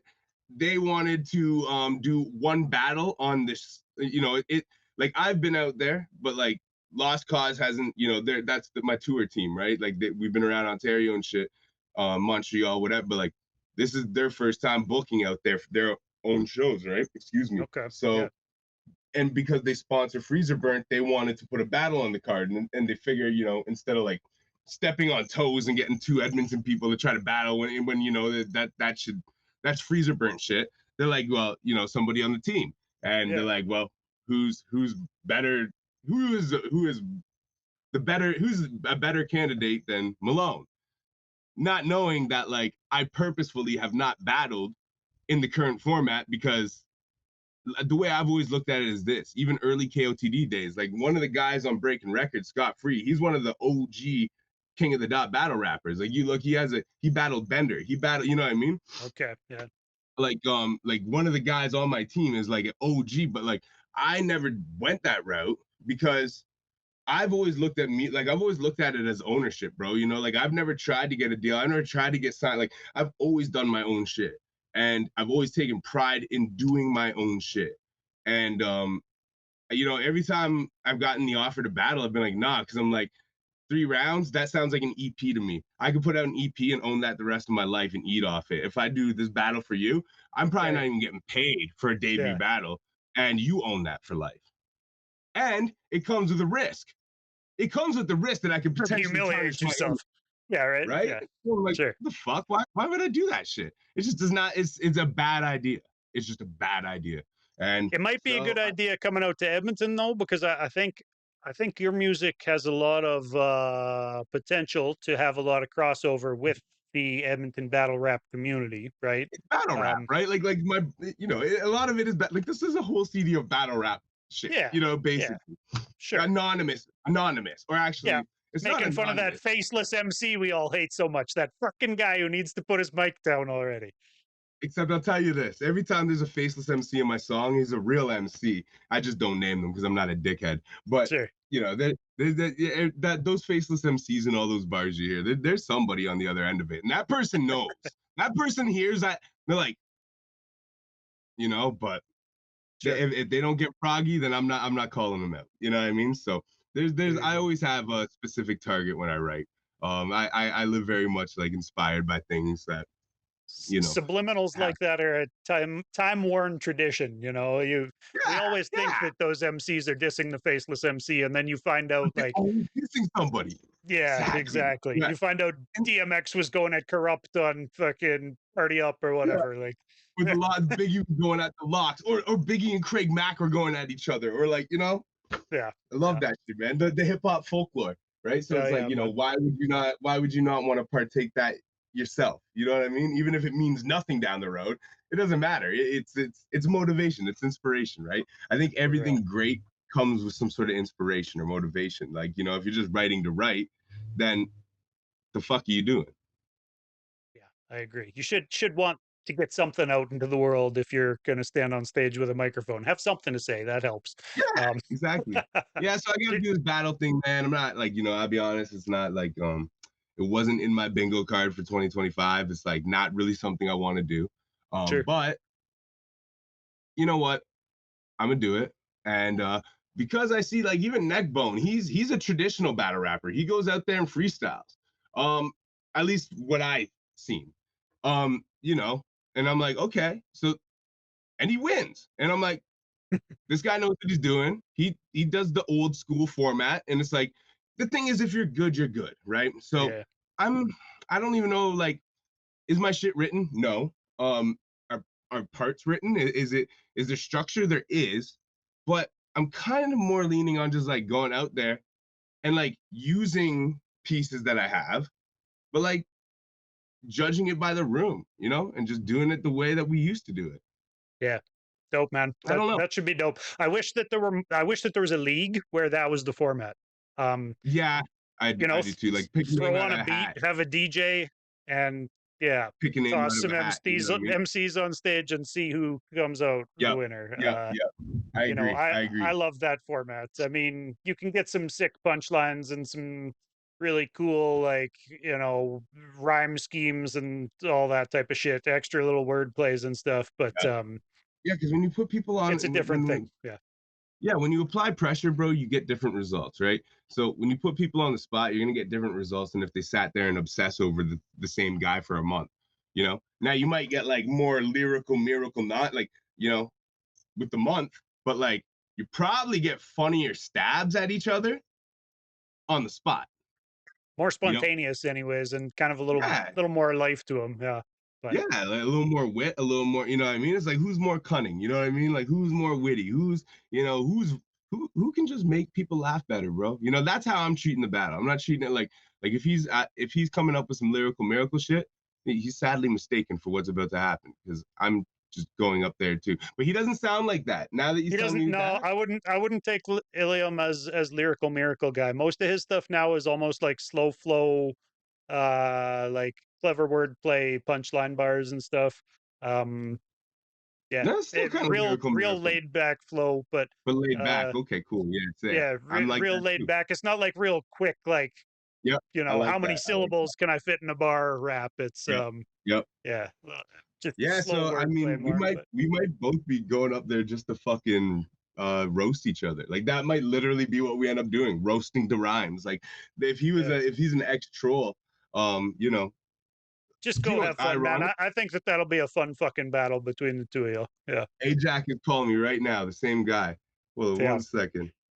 Yo. I I, missed it. It doesn't. I I I was know gonna I've call him kept out. you here longer than we planned, man, but I always do a section of the show where I ask some just quick fire, rapid fire, how important is this? How important is that questions? Do you want to run through a Can I do? couple of those?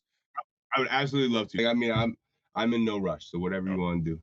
okay, well, I want to ask you this question then before we get to the how important. How about when's the last time you wrote a bad verse? It's actually ironic that you wrote asked that. I just wrote my first verse I was happy with since last time I was Edmonton, like 3 days ago. I just recorded. It's behind bars that I'll be dropping. I don't know if it's next week. I might have pushed the one up before it that I did after, because it's more current. It's like about the Jimmy Kimmel, Charlie Kirk, that kind of thing. So I Okay. think that one's gonna be first. But yeah, it's the Terror Squad, Bring It On. So that being said, you remember when I told you earlier, like I don't record a song unless I can see it being a It's single. It's worthwhile, yeah. very rare that I write a verse that doesn't get recorded because I have the same kind of quality control. Like if I get like 8 bars in and I'm not really like I'm not that, it's not wowing me in some capacity, or I don't see the wow factor about to come, I Yeah. just stop writing it. So I the last time I wrote a verse that I didn't like, I would say that's all I've been doing since last time I was in Edmonton, but that's not accurate because if the verse got finished, then I liked it. Um, but that's literally everything I write that doesn't get recorded is a verse I don't like. It just doesn't get finished. It doesn't become the complete verse. Yeah. If I That's a had good to answer for actually, that, man.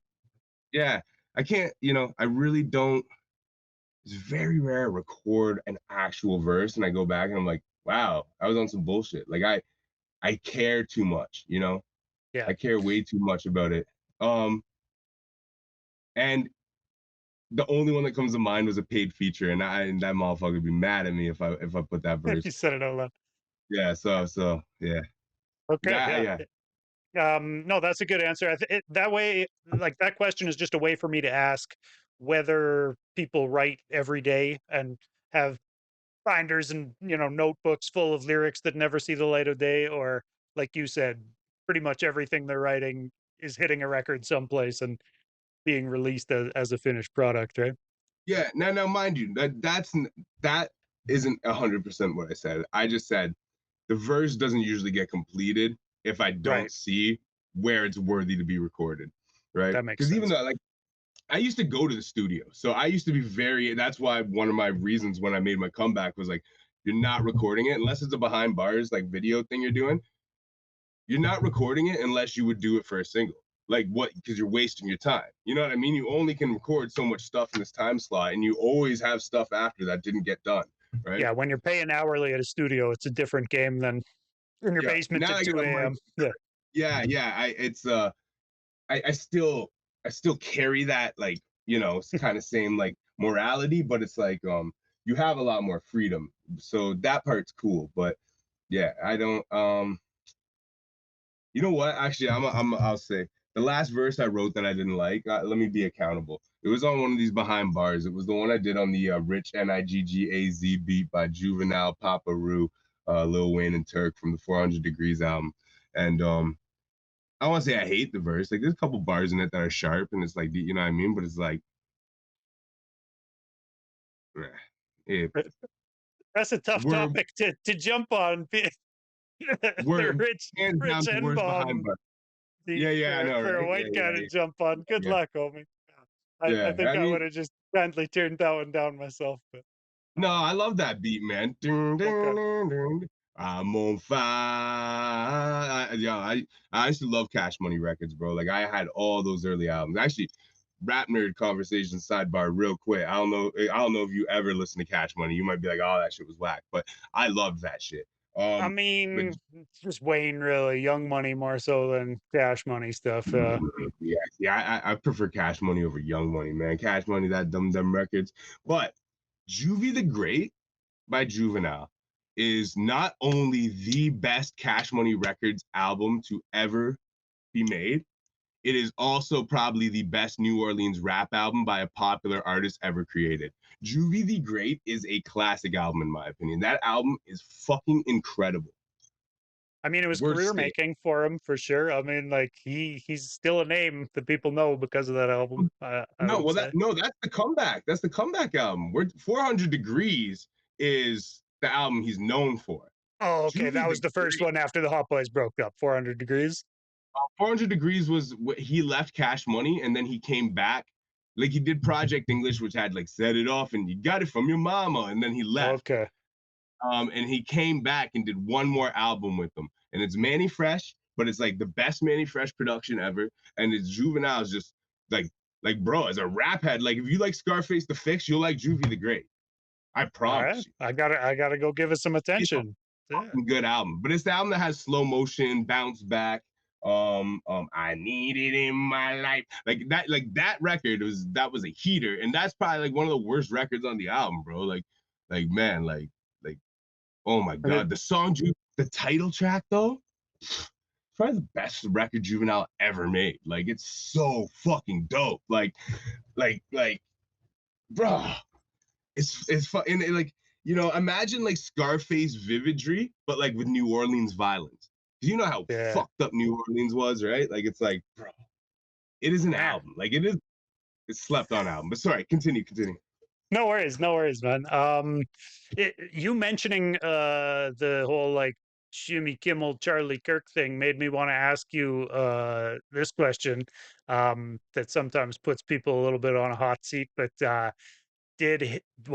hip hop inherently lean to either side of the political spectrum, in your opinion? Inherently, well, left and right has switched positions in the last 30 years. So, Okay. right? Like, I mean, they're literally the opposites of what they used to be. Um, so, I don't know if I agree with that or not, but okay, well, I elaborate. guess not left and right. Sorry. If you look at the political parties, though, they lean on the opposite sides as they used to. That's more so what I mean. Like, like Democrats used to be, you know what I mean? Like their roles are reversed. And same in Canada. It's like conservatives used to be more, not like they've Well, if kind of anything, switched. now the liberals are being run by Carney, who like is kind of a conservative He's a guy. capitalist. Yeah. He's just what a conservative was 30 years ago, and I think everything has just continued to move further to the right, so that now the left is actually the center, and the right is like Well, what you're saying, the that makes a furthest great point. right That makes a great point. that it's That's ever that's been. what I mean. That's what I mean, right? Like, if a conservative from 30 years ago can now head the Liberal Party, that shows how much that goalpost has moved, Yeah, right? yeah, totally. Like it didn't just change a Carney. Like, it's been moving that way, right? Yeah. So it's a weird question because if you look at early hip hop, then it would lean the other direction. That's kind of the point I'm trying to make with saying it. But yeah, I mean, hip hop's always kind of leaned towards the common man, the poor man. The actually, That's the thing, yeah, right? yeah. It's a tough one to answer. Even in the bling era and all that shit's only important. Like talking about flossing your chain, Cash Money Records, all this shit only matters because of the poor man. It's not. Right. It's It not was about rags conservative. to riches. It wasn't just about like, Exactly. look It's at not my conservative generational rap. wealth. I'm rich, so Exactly. Yeah. fuck all Yeah. y'all. Yeah. Yeah. Yeah. It was It's like not I came up. conservative rap music. Yeah. Exactly. So I mean, the whole concept of hip hop in its totality is literally it depends what generation you're talking about, whether it's right or left wing, but or like you know what I mean, or what I guess the political party, not really the side doesn't change, it's the party that changes. But Yeah. regardless of which, like yeah, I mean, hip hop is for the common man. You know what I mean? Like that's Right. really, like even when I Jay agree. Z drops a verse every 5 years that shakes up the industry. It's like the game he's talking is only valuable to the common man. It's Sure. not valuable to Warren Buffett. What can people expect to hear you talking about on this Charlie Kirk track? I mean, I can play it for you if you want. That'll be dope to hear. Sure, yeah. I mean, will it play okay through the speakers? Oh, actually, maybe it might be a pain. You'd have to Yeah, like it might be share hard. audio or Yeah, some shit. I can Don't actually worry probably about like it. just. Don't worry about it. Well, I mean, if I can, I think it's like yo, um, adjust your glasses while you watch this, because nowadays it's all distractions from the topics. While people focus on some rash shit like Takashi, we're witnessing the rebirth of fascism and Nazis. Jimmy Kimmel hey, getting canceled. This is beyond me. It's cancerous and costly because when freedom of speech no, because freedom of speech ceases to exist when they start to put parameters on talking. Unity is a mm, concept, but the fantasy is exhausting. Um, because when but basically the that's a whole good snippet though, man. That yeah. explains kind of where you're coming from, talking about, you know, fascists and Nazis rising and Well, yeah, canceling like public speech. that I don't know if this comes in next, but basically the point I make, is like when radicalization gets rationalized, human beings, like basically 1% of the population holds the wealth, right? So we walk around this world constantly, our nervous system is constantly triggered by somebody we can't put a face to or a finger to, or fight or yell at. Somebody's Like causing our struggle, but we never see that motherfucker, right? exactly, right? So the Yeah. human condition is in fight or flight. We're all like so many people walk through life day to day in fight or flight mode. They're stress, you know what I mean? Signals being constantly pressed on because of a conditioning, not because Yeah. of a specific human, but a very small group of humans. But society doesn't look at it as a small group of humans. So what we do instead is we utilize, because all fight or flight stress, like whether you're stressed at work, stressed or a test, this is all predicates off our instinctual abilities to be able to survive. So when you're walking around the world with your nervous system constantly in fucking, you know what I mean, tweak mode and Yeah. fucking pissed off, and you don't got somebody to air that out at, this is why we have the divide we have in our modern day democracy, in my personal opinion. And the capitalists will capitalize off of that by pinning us against each other and Yeah, doing man. whatever the fuck they want. So I'm that's going what to agree society is now. 100%, man. Wealth Yeah, wealth inequality is one of the biggest problems in society. If we could yeah. solve wealth Nobody talks about inequality, it. you know. Nobody talks about it. So my whole verse basically is kind of from that last line you heard is kind of drawing the comparison. It talks about the 1%. It talks about our nervous system. And it's kind of like, so when you have these two animals and you got, now you find somebody who disagrees with you politically, and now you have an outlet for all of that stress That, and that anger to come out. yeah. And then once radicalization gets rationalized and people start dying, then you know things go crazy. But it's like, what are we gonna do? Are we gonna, That's something, man, that's something people need to talk about more often though, is that we're all walking around so pissed off, struggling so hard. But really, it comes down to this thing where like we're closer to being homeless than we are to being a billionaire, right? Like exactly, and bro? And We don't whatever hate side of each the other. political spectrum we're on, these billionaires want us to, instead of talking about, hey, let's tax the rich and make life a little bit better for everybody, they want Mhm. us to fucking fight each Argue other about about like, transgenderism and fucking, yo, yeah, abortion and transgenders in women's sports or fucking bro. bathrooms or whatever else that affects like 0.001 of the population. And, it's, don't get me wrong, it's an issue for the people it affects, but it should not be the thing that Exactly. we're all deciding our political affiliation For over. the I people don't it think affects. like A it's, very important point. The people it affects. yeah, Like the yeah, way it's I not look at many of life, us. like if you like fucking guys in the butt and you're a guy, enjoy yourself.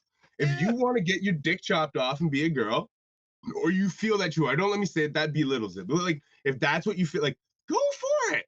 it What doesn't do I affect give me. a shit? Yeah, live Why your do I life. care? Yeah, Why? Why do I care? If you want to have an abortion, have a fucking abortion. Why do I care? I yep. don't, bro. I got, it's hard enough for me to even care about people that I'm supposed to care about, man. When you're walking around closer to being homeless than you are to being rich. Like, it's like, Yeah, bro, this shit is crazy. And it's like, hell yeah, but man. people would rather, be pinned against each other than talk about real issues. So it's like, as long as you have that. And the crazy shit is, man, like the whole kind of like, the whole reason I wrote this shit is because I'm not even a left or a right wing. I don't feed into any political jargon. I'm just anti-systematic. Like that's really what I am. I'm anti-capitalist. Like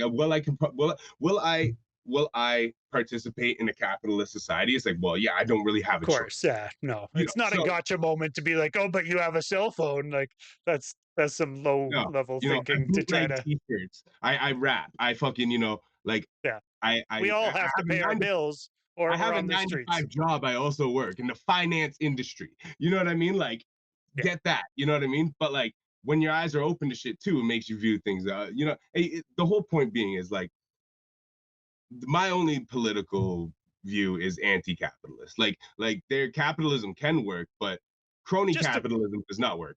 And just to be the leftist purist that I am, I will say that, like, if you're against capitalism and outright free market capitalism, that's a leftist belief. If you're against the huge wealth inequality, that's a leftist belief. But if either side is going to tax rich people, it's going to be the left. The right is taking that taxes off of rich that's people. if So, that's if um, either side. But at the end of the day, they're both rich people. They're both right. the one So, percent. like we said earlier, they've both moved so far to the right that It's even just the it. furthest that in Canada we can vote left right now, the NDP ceased to exist last election Yeah, practically, right? So, yeah. the furthest And we it's can vote to the left is a fucking international banker who is still doing an austerity an program where he's international cutting banker, bro. funding Like to that's all the services and everything else, right? So, you know I'm what? glad If that you, he won, but yeah, I would but have rather a guy further left won. It's just yep, yeah, yep, yep. No, and I don't disagree with you. Like, it doesn't mean that I don't have an opinion on the current state of politics, but it just means it's like I don't identify with these.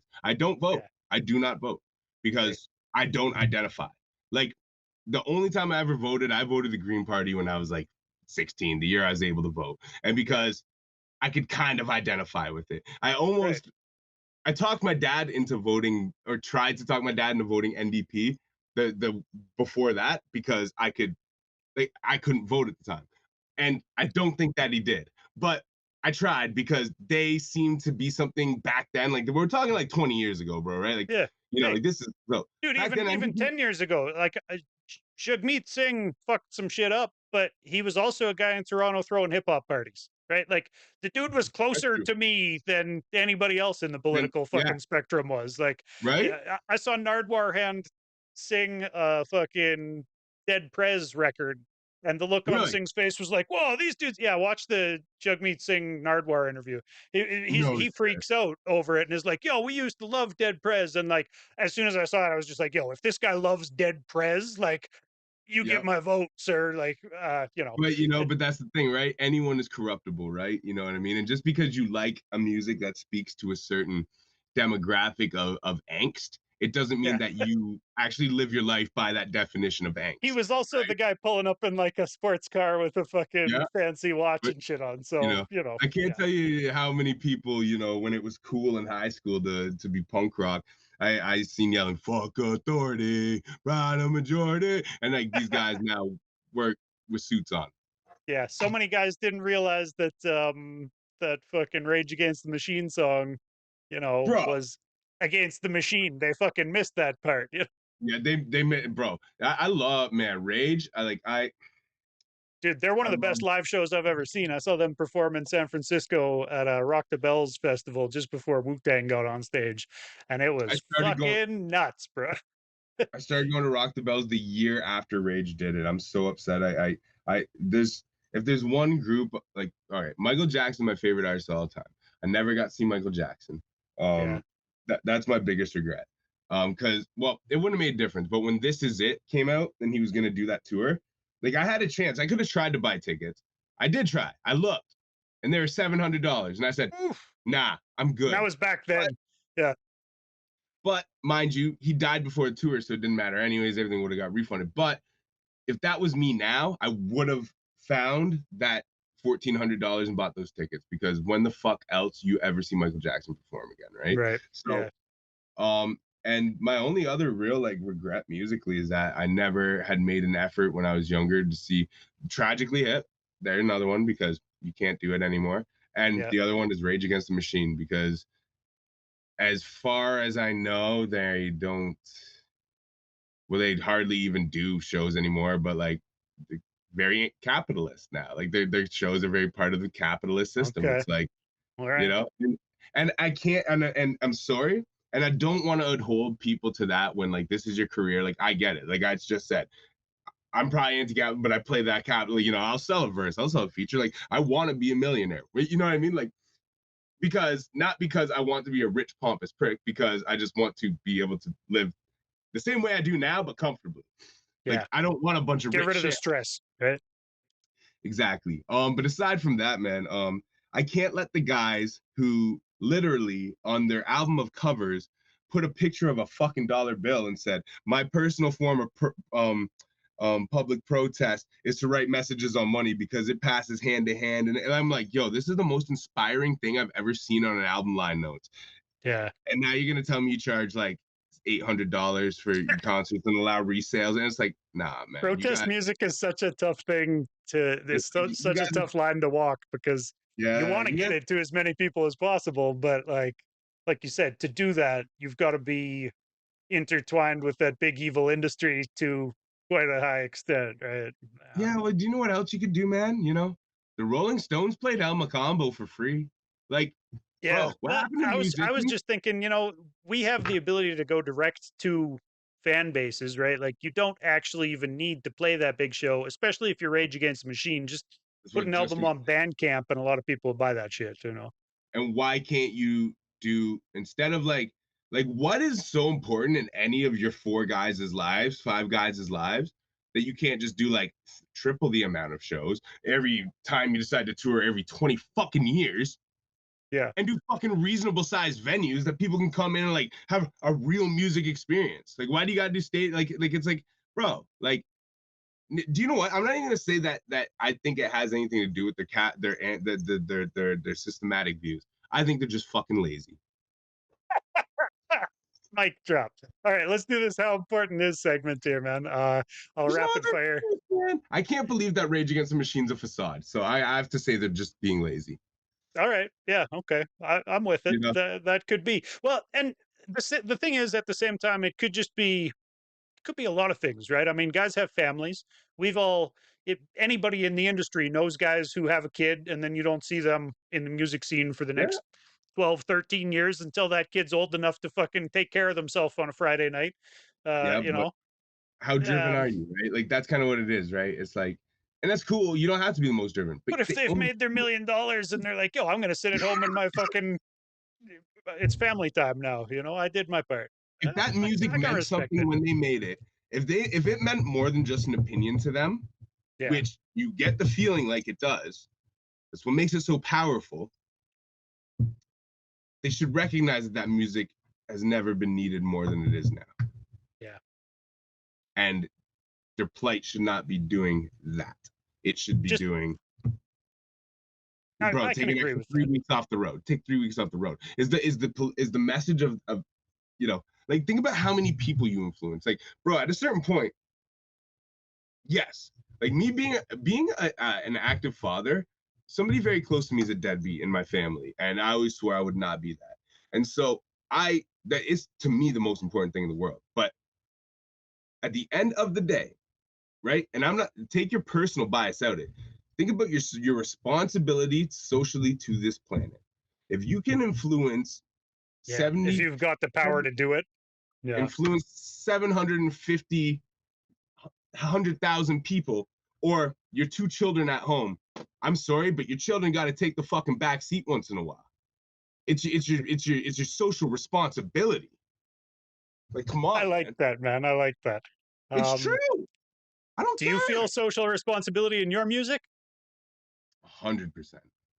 Okay. It's why I don't, and I don't influence anybody.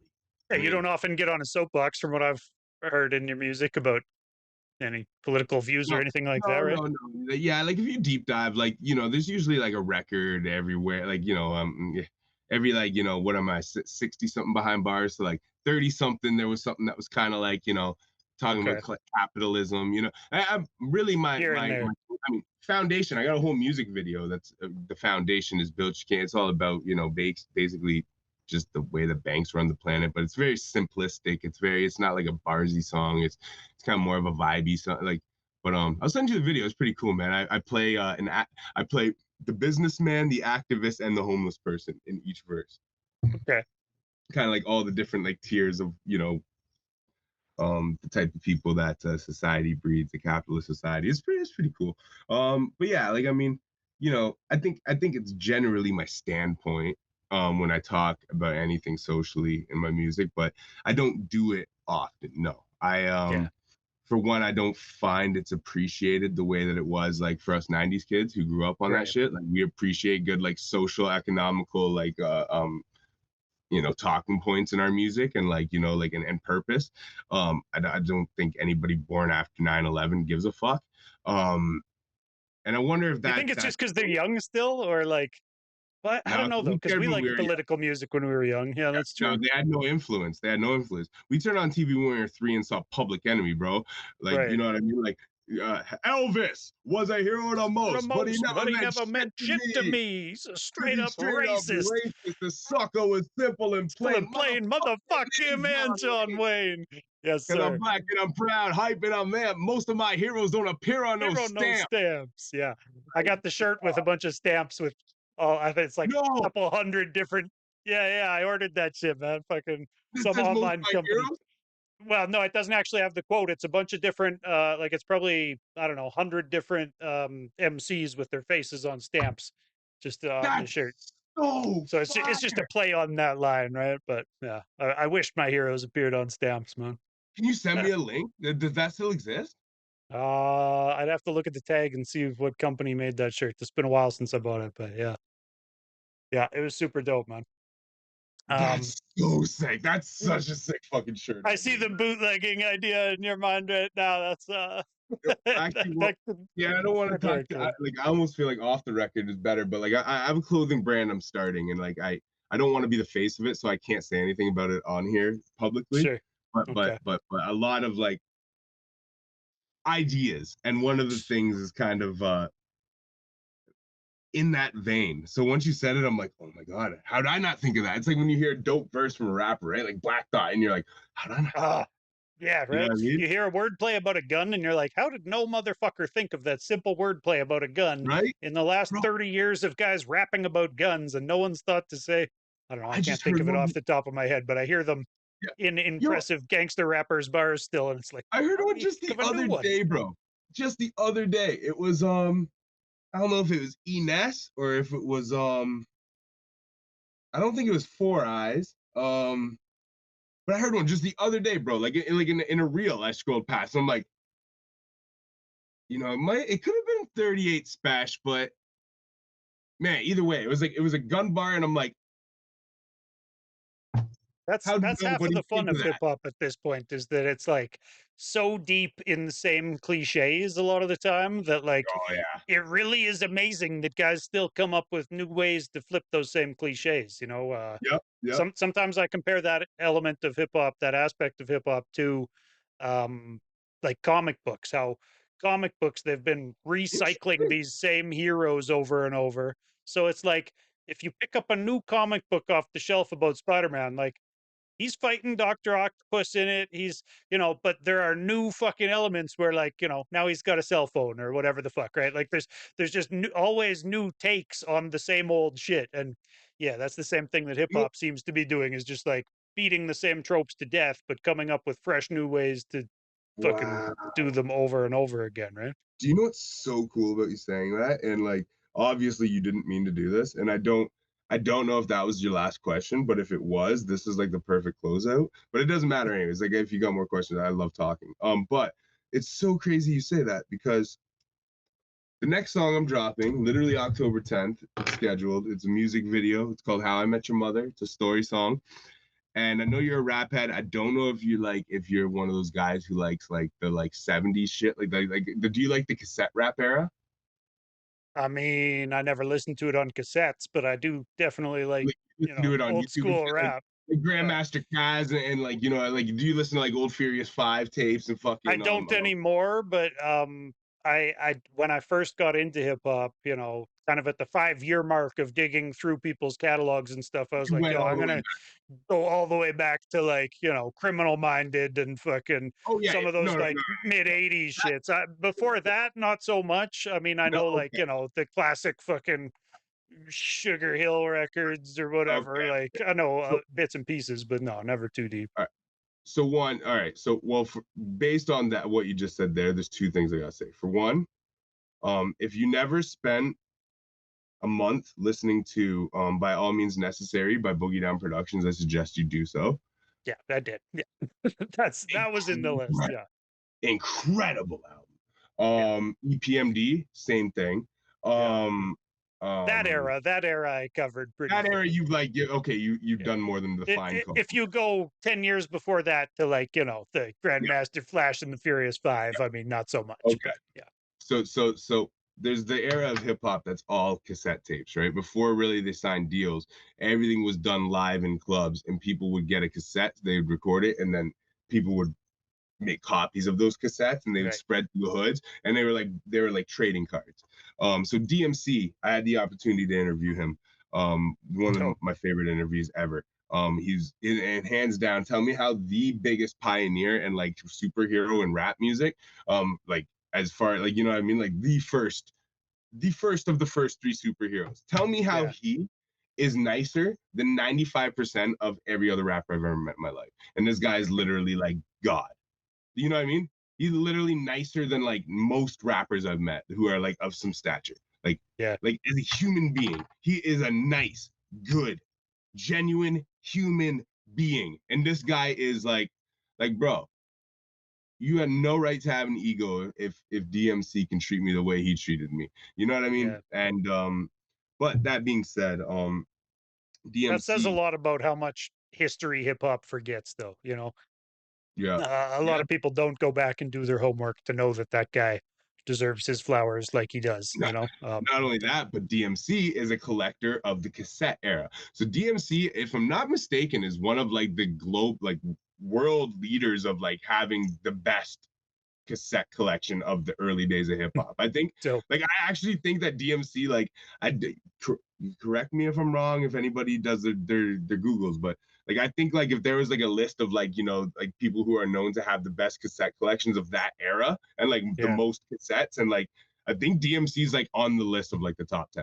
Like he literally is like a purist nerd of that era. But anyways, all that being said, there's a famous song. LL Cool J did his own version of it on the Bad album, and it's called "Dear Yvette." And Grandmaster Caz and the Cold Crush Brothers used to do it, Yvette. And the whole song is basically, he's in the crib fucking this girl, and her dad comes home. So it's funny. The single I'm dropping, October 10th, is it's an inspired Update. version. Like, same way you say about comic books, it's Take the called How I same Met Your trope, Mother. It's called How I Met redo Your it. Mother. All Yeah. it, and that wasn't even like the reason I did it. I actually did it because I was hitting a girl, and I was fucking a girl behind my girl's back, and she was fucking me behind a guy's back. And anyways, conversations that happened in this and things that she had happened all kind of inspired the story, to be honest. But when I go back and listen to it, and I know how much I love the record Yvette, like especially the Cold Crush one, it's like, oh, it's obvious. It's obvious. Like this was a homage. Like this was like me in 2024. You know what I mean? Like doing my best version of it without even meaning to. And using real life experience. But like, yeah, so How I Met Your Mother. It's so I thought it was really cool that you brought up the comic thing because I'm not a comic book guy. But Yeah, I think even in hip hop, we do this. There's so much. Even if you try not to be the gun bar rapper, like I don't rap about guns for that exact reason. I, I'm have gonna to be think of more new ways to say it, right? well, I'll just talk about instead of talking about how like you get clapped by the 44 from meters away. Like I'll talk about how like my fist will turn your head into a fucking turnip. You know what I mean? Like it's like I'll find witty ways of making bars in the same vein. It's just they're gonna be more original because I'm not gonna Yeah. talk about a gun. You I know? think that's smart, man. I know that there's a lot of gun violence in Toronto and that there are people with guns in Canada. But when I hear Canadian rappers rapping Corny. about like, how they're gonna let off the stick, it's like nobody's really shooting AKs like that in Canada, are they? Like I guess it probably there are guys out there who Well, have that shit, but I like mean, it just isn't the a same good as it friend is of if mine. you're a Chicago or A Detroit good or friend of LA mine guy saying was it. a good friend of mine was killed on Christmas Eve in his bedroom, shot to death actually. God Um, damn. Yeah, in like right off Western Road. A really good friend of mine actually. Rest in peace, TK. So like, I mean, it happens, It does happen. Yeah. but he was also selling drugs. Not to say There you like go. not justifying anything, but what I'm saying is like, you know, rap guys aren't walking around with a stick, letting the spray fly. Like I mean, and the ones that are like real hood mans, and they're not even making music that remotely even sits in the pocket of this. They're making Yeah. music that has like auto tune, and it's like 4 words a sentence, and it's like I don't need it on my stick. Right. You know what I mean? It's Yeah. like trap ballads. You know what I mean? Like most of the guys who really live that life are like trap ballad rappers. They're not fucking battle rap. They're not fierce MC type rappers. And that shit Um, trips me out even more, bro, because like I gotta say, like it's weird to me to be somebody who is that gangster who still wants to sing a melody. I'm from the era when like singing melodies wasn't something a lot of rappers were doing, and like I know that everybody is now, and that's what the audience wants to hear and all this, but yeah, this is that's me. always weirded me out when somebody's gonna like sing about the murders that they're doing. It's just See, yeah. I love it. I love it when it's like old 50 records. You know what I mean? Like I used to love, I still will. Like, oh, don't even look at me wrong when I come through the hood. Ain't nothing changed, still holler, and I still will keep. Like it just like it 50 had was away with so melody. hard. Yeah. It Yeah. was so, but even Akon doing it, right? Like it's so hard. Or like, yeah, or like 50, like we got them semi-automatics and we got them revolvers. We them kids you should get at if you got a problem with them. Like that shit was so hard. But there was always a bit of, even though 50 sold the image and like 50 was a gangster from what like I didn't grow up in Queens, but from what people say, like 50 was a real dude. Like there was always a sense of like satire to it a little bit, you know, like exaggerated for the art, Over which the made it top cool. gangsterism to it. Yeah. It Yeah, was when you start hearing that the guys who made like "Who I Smoke" to a fucking Vanessa Carlton song actually have like 25 bodies each, it's like, whoa, that's yeah. scary. Yeah, it's a scary That world out there right now because that's the thing is it's not that I doubt that these guys actually are real. It's just it just hits my ear in a way that makes me be like and you're singing about it? That's weird to me. But yeah, scary, it is yeah, what it is. It is what it yeah, is. Um very. But I do admire people who do melodies because Michael Jackson's my favorite artist. So like, I just admire people who are good at art. it All drives the encompassing. people crazy, man. It's what the people need, that melody. I So don't even don't fuck it. Fuck what people need. People need Rage Against the Machine to do some affordable shows. That's what people need. Like, I that's mean, what the people need. Yo, okay, we're gonna do this real fast here. A couple of these how important questions. Uh, cool, cool. how important is improvisation on stage? It might be one of the most important skills you can have, if not the. Yeah, just to fall back on if you fuck up, or to Uh, purposely stand there and improvise shit. Um, both and everything. If anybody who's ever been in a real situation, knows how important reading the room is. And why would we if you think when you're an entertainer that reading the room's any less important, it's like it's actually more important, especially if you're not at some level where you got like security and an entourage, not you know, you're moving around and shit. It's like you got to be able to read the room in multiple capacities, but even artistically, it's very important. And if you can't improvise, shit out of luck in a lot of capacities, man. It's Yeah, it's a very important skill. It's good to know, like, if you're in a certain place, like, man, sometimes you be in a city where, like, they view things a certain way. Talking about the those opening bars on that Charlie Kirk thing I showed you might not fly in a certain town. right. You gotta be Yeah, able to don't change don't that try as you that one in go. Calgary. They might fucking throw a cowboy boot at you or something. Say word. Say word. Well, I don't know. My opinion, living in Alberta my whole life, I would say Edmonton is more progressive than Calgary is. I've Calgary's, never been to Calgary. yeah, I mean, don't, you're not missing Well, much. I'm going. I got a In show there Edmonton. Saturday. I got a Okay. show there Saturday for my first time. So I mean, I and hope there's a it goes lot of well. And I will say that I think that the hip hop scene in Calgary has come a long ways in the past decade. oh, they But used to when be real country. You guys were the urban ones, and they were like, that's the divide that I always saw was that like really? man, Edmonton has like, 20, 30, 40 like spitters who like I Yep. want to hear them rap. Off the top of my head I could list guys from Edmonton I love and there's Edmonton. no Yeah, you guys shortage got of them, man, right? But so much skill, so much passion, so much love. It's like, yeah, whether it's Doom Squad and Trips and Kripal and those guys, or guys like Touch who have just been like holding the scene down forever and ever, and is yeah, still super dope. You know, any different lane. There's new kind of like more melodic style rappers coming out of there. Forever Friday and fucking Junior, what's his name? Junior Rhodes, I think. I've heard Junior him. Reed, I've maybe. heard him. I've heard Yeah, him. I don't I've know. heard him. Yeah. His name is slipping my tongue right now, but I yeah, can't there's remember. I think it's Rhodes. I think it's. I can't Junior remember though. But J.R. Rhodes, maybe. I don't know if I'm supposed to call him Junior or J.R. honestly, but yeah, yeah, I think Kripal showed me him. I think when I was at Kripal's crib, he showed me. He's like, "Yo, this guy's like yeah. one of these guys, but he doesn't even rep Edmonton, but he's from here." Right. And that's the thing though, is that there's love from guys like Kripal to other lanes, right? They all Yeah, show support to one another. They go out to support one another's shows and stuff. The yeah, Disadapts guys keep doing shows constantly and bring acts in and stuff. So like Edmonton has kind of always had that scene where like there were weekly hip hop nights where like just MCs would go cipher at the little pub or whatever, right? And it's not yeah. like a big poppin' thing, but it was like there is a hip hop scene there. There's a Whereas like culture. Yeah, I mean, Calgary, like I can tell I don't watching know. you There guys. was Dragonfly Empire and like nobody. Like it was just is a ghost town for hip hop for until like the last decade. Whereas now Really, there are some guys who I know there who have kind of been doing their thing and like are on the come up or whatever. And like guys like Half Cut are super dope. There are Calgarians who I fuck with at this point. that's why Calgary has so many hot bitches, eh? Because it's just all country girls.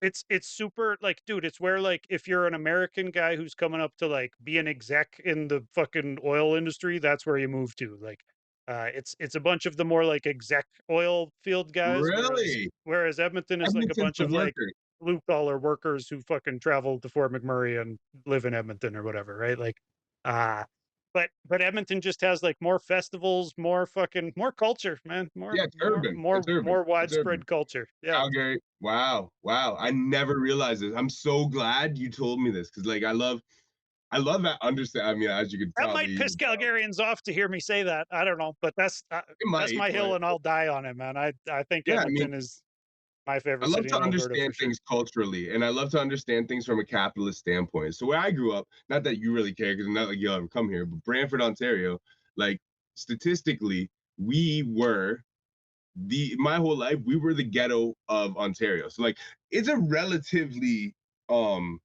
like suburban looking town, right?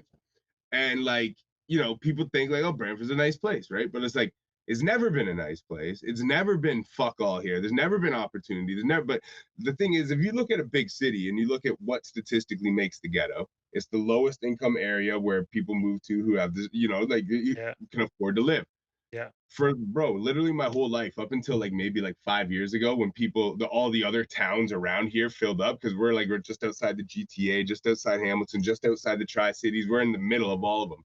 So until all these other cities, all the overfill filled them up and they became too expensive to live, we were the ghetto of Ontario for years, bro. We were the cheapest place to live. We were like, you know what I mean? Like, we were the low income area. We had no Right. fucking opportunity here. Massey Ferguson moved out in the 70s. That was the only thing that, like, most of these people became fucking drunks, drunk at home, fucking, working. It's a city, it's been my whole life, it was a city of retail to support retail. The only Right. opportunity here was retail.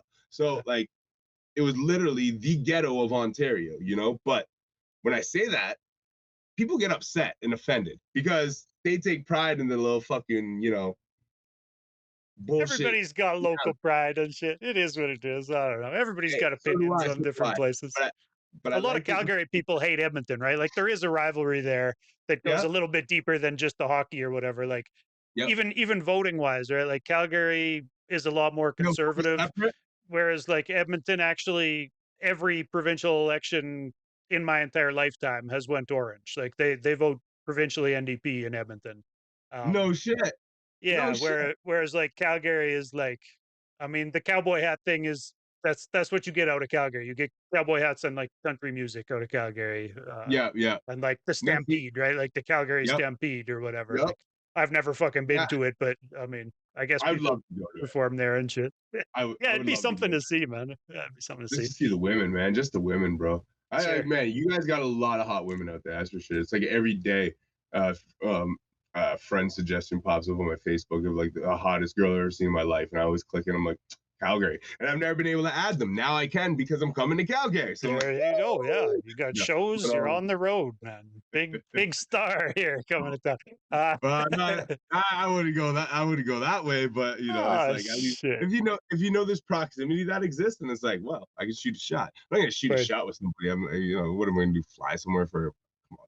But nah, don't do it. Don't do it. Although I do I hear a like, lot of rappers bragging about who they're flying out to fuck, and I always think to myself, like, isn't that kind of like bragging about like buying a prostitute? Like, what are we doing here? But literally, it's you tricking. hear guys on that shit rapping about like, oh, and I'm bringing out the models to my shows or whatever, and it's like, Yeah, how much are you tricking has paying them, never bro? been cool. Tricking has never been cool. It's weird Yeah, how incels and tricks can live in the same era. Hey, like, you know, yeah, it's like it's 100%, man, wild. It's wild. 100%. Yeah, let me go But on with a couple more of these, man. yeah. Unless you got Let something me else just say, real let important. me just no, I just wanted to say I do appreciate you sharing that perspective because I like to look at things. The whole point of me saying the Brantford thing is I like to look at things from a capitalist stand, like how things, and you know what I mean? Yeah. Like, and most people never share opinions that way. Like, most people don't agree with my Brantford take because they've never actually economically thought about it. They just hear the word ghetto and Brantford, they're like, oh, you're fucked up. And I'm like, no, you're just not listening.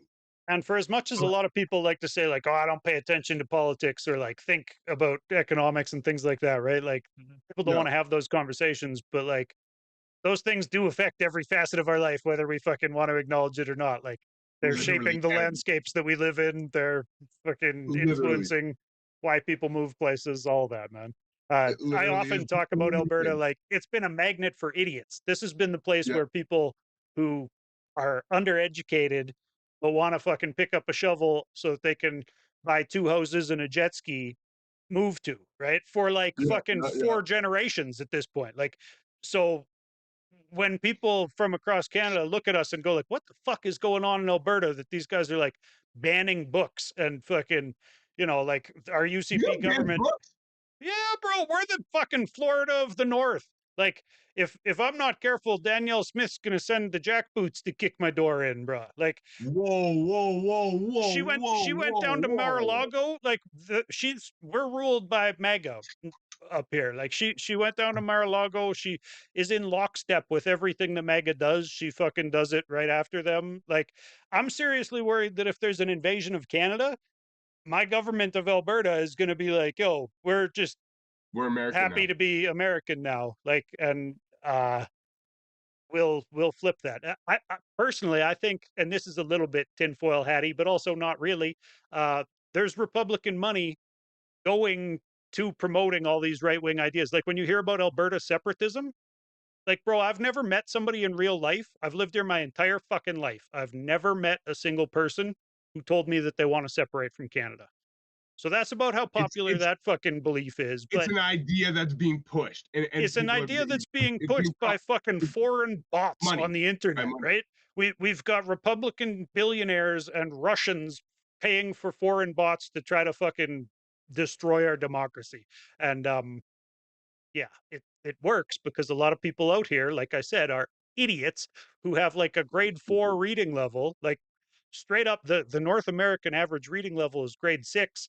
So if you're on the lower end of that average, and you've moved to Alberta, Yo, hold up a second. So are you telling me the same way Brantford is like was like the ghetto of Southern Ontario, that like Alberta's kind of the ghetto of Canada? I mean, in a way, but the thing is that people are rich out here because of oil money, right? So people move here to work.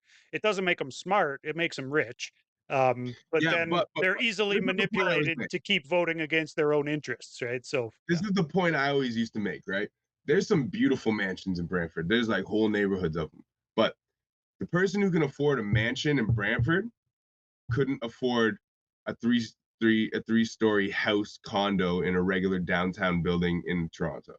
yeah, yeah. Toronto and Vancouver, the prices are nuts, and prices are coming up everywhere, and Alberta is catching up quickly, but it's But still not as crazy as you you could know. live like a king there, and you'd still have to live as like a semi common man in like Vancouver. Yeah, yeah, definitely, yeah. So Um, it kind of is. It kind of is the hood. That's yeah, crazy. in a way, yeah. Well, and in the way that it attracts people who are just like looking for any opportunity to kind of come up or whatever, right? Like, yeah. My So a boy lot just of bought a house. yeah. Yeah, my boy just bought a house in not Lethbridge, sorry, that's where you're at. Vegreville with the big Oh, egg. okay, that's real Um, small. Yeah, that's like yeah, yeah, because he couldn't afford it. fucking I mean, 10 or 20,000 people. Yeah, you'd get it dirt cheap in Vegreville for sure. yeah, so now he lives in Vegreville. So the first time I came out, I went and visited him there. But I'm like, it's like, yeah, um, not to say anything that you're saying about like people who are dumb or whatever. Like he's that, but like people like even you just phrase saying a come up, and it's like I won't say he's necessarily looking for a come up, but it's like he can't afford to buy property here by himself. Like it's not doable, not even in Brantford anymore. So it's Yeah. like you look at your options, and it's like, you know what, a fresh start in Alberta sounds like a good idea. Well, and, I don't mean to sit here and say like, of course, it's not 100% of all people or whatever, right? No, Like, no, yeah, yeah, yeah, but it's we kind got of to a put come up, that right? caveat on there. It's kind of a come up though. Like you, if you can't afford it here, you can afford it there. It's still Yeah. kind of a come up. Dude, I've been really surprised how many of the like I think your interview 111 or 12 or something that I've talked to different Canadian artists, but like the number of guys who tell me when they're talking to me like, "Oh yeah, I lived in Alberta for a few years back then or whatever." Like everybody moves to Alberta to make some money at some point, man. I'm surprised you haven't. No, no. I mean, I You got a know, daughter, so I don't. there you go. Yeah. I'd have moved to New York when I broke up with my kid's mom if we didn't have a kid. But um, Right. Yeah. yeah, no, no. I mean, New York's my favorite place in the world. I've been Um, there once. It was yeah, that's a beautiful city, man. it is I mean, beautiful city. beautiful is a weird way to describe it, but it's It clear is. how metropolitan it is. Just It's yeah, just, yeah, it's beautiful. It's the hub of it all, right? Like it's the infrastructure that inspires all of the cities that the metropolitans we've lived in, right? It's well, and the it's just man to be so obsessed with hip hop and then go to New York. It was like this is the I mecca. Like know. this is I Yeah. have to go there at some point. So yeah, Yep. New York Yeah, I've is been there 5 pretty dope. times, and I never fall any less in love with it. I just the more often I go, and the more that I have a different girlfriend each time, just the better it gets. Because I'm like, oh, wait till I take you to this and show you. You know what I mean? Right, It's like you get to show all the same spots to new people I every get to time. see them over and over and over. But There you you know go. what I mean? I Yeah. love, man, New York's, but yeah, Here, bro, let me Edmonton. ask you another couple of these, man. Let me ask you another couple of these. How important? How important is an MC's passion? It's so important. Like it's to me personally. I don't like whack rappers, but like I almost equally don't like rappers who look weird. Like, and I can't even say look weird. Four Eyes looks weird, but his image is sick. Like Or there's rappers who something don't look about it. hip hop, or what is it? No, man, like just some guys look like I can name a couple guys from like BC, but I don't want to burn bridges. But like Sure. there's some pretty popular rappers from out there who like you would never look at on TV and be like, wow, I want to be like that guy. Or like this guy's cool. Like this guy seems cool. Like I more than often, especially Canadian rappers, see guys who look like they're camera shy. Mm, yeah, Bro, I can't listen to your album if you don't even look like you're comfortable performing your rap on a cell phone camera. Like, right. I'm sorry. No, I'm good. And usually guys who like are like that usually have whack fashion. Like they usually go hand in hand. Like confidence and fashion are kind of a thing, you know what I mean? Like if your fashion's whack, a lot of times your confidence probably ain't all the way there. And that's not necessarily always true though. Like Michael Jordan had horrible fashion. He's the best basketball player of all time. You know, like Drake's fashion sense is not necessarily known for being spectacular. You know, and he's incredibly driven. But like a lot of times, yeah. Well, also Drake's a cornball. Like nobody does anybody grow up and be like, I want to be Drake. I want to be like Drake. Like Oh, even if you fuck love yeah. Drake's music Fuck yeah, bro. I too. working in that music program, like, dude, I was doing music for 2 years. A lot of young guys. If you were, just coming into finding music and you're 12 years old and Drake was the biggest thing on earth, a lot of those guys have very much Want to be modeled like themselves after Drake. And I mean, I don't know if they'd tell me straight out, but yeah, no, I heard a lot of respect for Drake like from when from young guys. like okay, That's the like guy when who we were gets growing all the up, right? girls. That's what they look up to, right? So like, Michael Jackson, my favorite artist of all time. There's never been a point in my life where I want to be like Michael Jackson.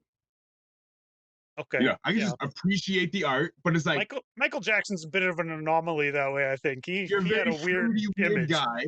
Yeah, Yeah. exactly. It's like, yeah, like I'm good. I don't want to be like you, but I love your music. You know, even in hip hop, bro, we've had him. Like Andre 3000 is a fucking alien, but like who actually ever like wanted to be like Andre 3000? Yeah, I don't know.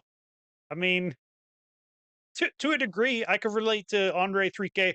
Like I came up Alberta, so it was like there wasn't a ton of the like actual hip hop culture on the street for me to interact with. So, Yeah, yeah, you yeah. know, I hung out with band guys and fucking hippies and shit Yep, like that. So, yeah, to some degree, I guess maybe I looked at Andre 3K and was like, okay, well, like he is hip hop, but he's something a little bit different than just pure like yeah. same He was fashion and stuff, yeah. He was Uh, weird. He was weird, man. Like he was the same shit. Like you know, like I think everybody viewed him the same. Like he's kind of a weirdo, but he's a fucking anomaly. Like that guy's, you know, um,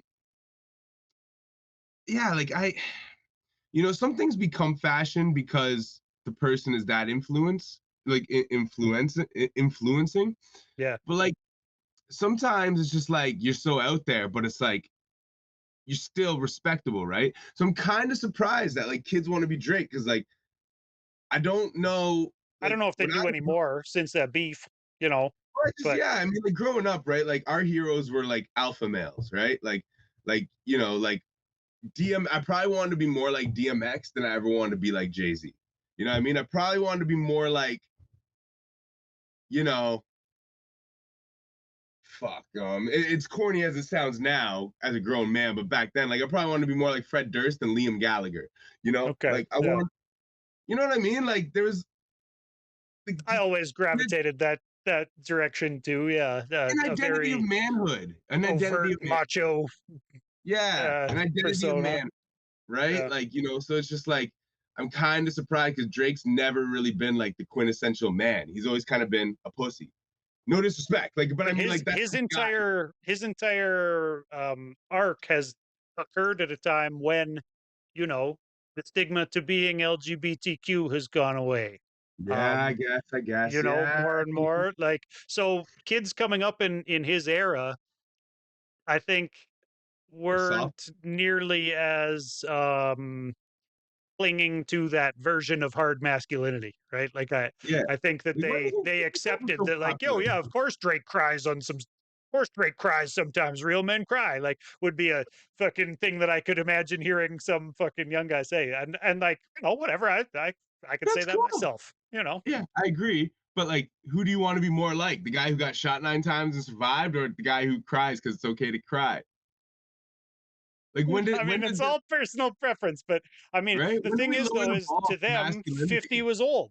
50 was like Yeah, 50 is as far of back course, as some guys go, of course. right? Like when you talk Of to a course. 20-year-old, that's the classics. Like, They don't compare. They don't compare in the same generation. But I'm just talking about like just in ideology solely. yeah, You know, yeah. like I find it weird that kids aspire to be like Drake. Like I understand musically being inspired. I understand this, but like No, he's rich and he's got all sorts of ladies. That's enough for a 19-year-old guy to look at that and be like, "Oh, fuck yeah, give me the Drake cut," and they go ahead and like, yeah, give me the fade and and let me talk real emotional and like yeah. yeah, I don't know. And Whatever. let me sing on my albums, right? Like let Yeah. me do these melodies, right? Like and not have any shame in that, you know. Saying all the way. That's fire. Like I don't even hate on that. That's art. Like I don't hate on art. Art is like that's fire. I just Yeah. mean guys actually like like I know guys who are in jail for murder because they listened to G Unit at the wrong time in life and then got caught up with the wrong gang and started selling drugs. And realistically, like I'm not gonna put it on G Unit, but like if they didn't listen to G Unit, they'd probably be in like university right now. Well, so but the change that it's the same change, and I believe you 100% that that's the Yeah. case. The bad influences can do that, but it's the same cultural change Except now with they the image as it has been with the sound, right? Like for you yeah, to yeah. say, "Oh, of course guys can sing, that's fire." That's the mentality that most guys have with like, "Well, yeah, of course he's wearing tight pants, that's fire." Like, you I mean, know, I wear tight pants too. I'm a fashion guy. That's actually the whole question. Is like fashion important? Fashion's very important. fashion's very important. Yeah. It Here, is very that important. was a good discussion that kicked off, which is just what these things are Yeah, supposed to do, man. yeah. How important is Very. living what you rap about? How about that? Oh no, you know what? I wanted to ask you before we go on to that one. Are you from Scarborough? So I'm a weird anomaly. So I mean, I'm from Brantford, Right. born Okay. and raised here. Um, I've lived. I've. I think you gotta live like an X amount of time to claim you're from somewhere. Like you got to be a part of it. You know what I mean? So Sure. I can proudly represent Toronto, West End Toronto, East End Toronto, Scarborough, um, Damn, you've been all of all them. over there. Okay. Well, because Yeah, I wanted to I've done ask. stints in like every. I've never lived in the same neighborhood except for the beaches, which is technically like just turning Scarborough. Like it's just there. But then we moved deep into Scarborough after that. But I've never moved once in the same neighborhood except for one time when we jumped one building to the other when my daughter was born. So Right. aside from that, like I've always every time I've moved, it's been To a to a new. completely new area. Right. And then I spend like and I do a stint there. I don't just live there for a short period. So I Etobicoke is the only short stint. okay. I only ask because other people I've talked to, I want to say Sazy maybe, was laughing about how Scarborough is full of white guys who wear do rags, and I was like, "Is Maloney a white guy who wears do rags? Do you? I don't wear do rags. Actually, You know?" I've probably seen Stacey wear more do rags than I've ever worn. I don't know. Okay. I Well, don't know. he didn't name you specifically. I just, No, off the top of my I'm head, just I trying to feel think. like I'm you trying to might think be of a white guy who would wear a do rag. I don't know. no, I've never worn a do rag in my life. Okay. Well, actually, no, I wore one once when I was like 15 because my boy Matt Hunt used to get them. He used to rock them. He was a white dude, but he was a white dude that all the black dudes respected. Like every single black dude in my high school respected him.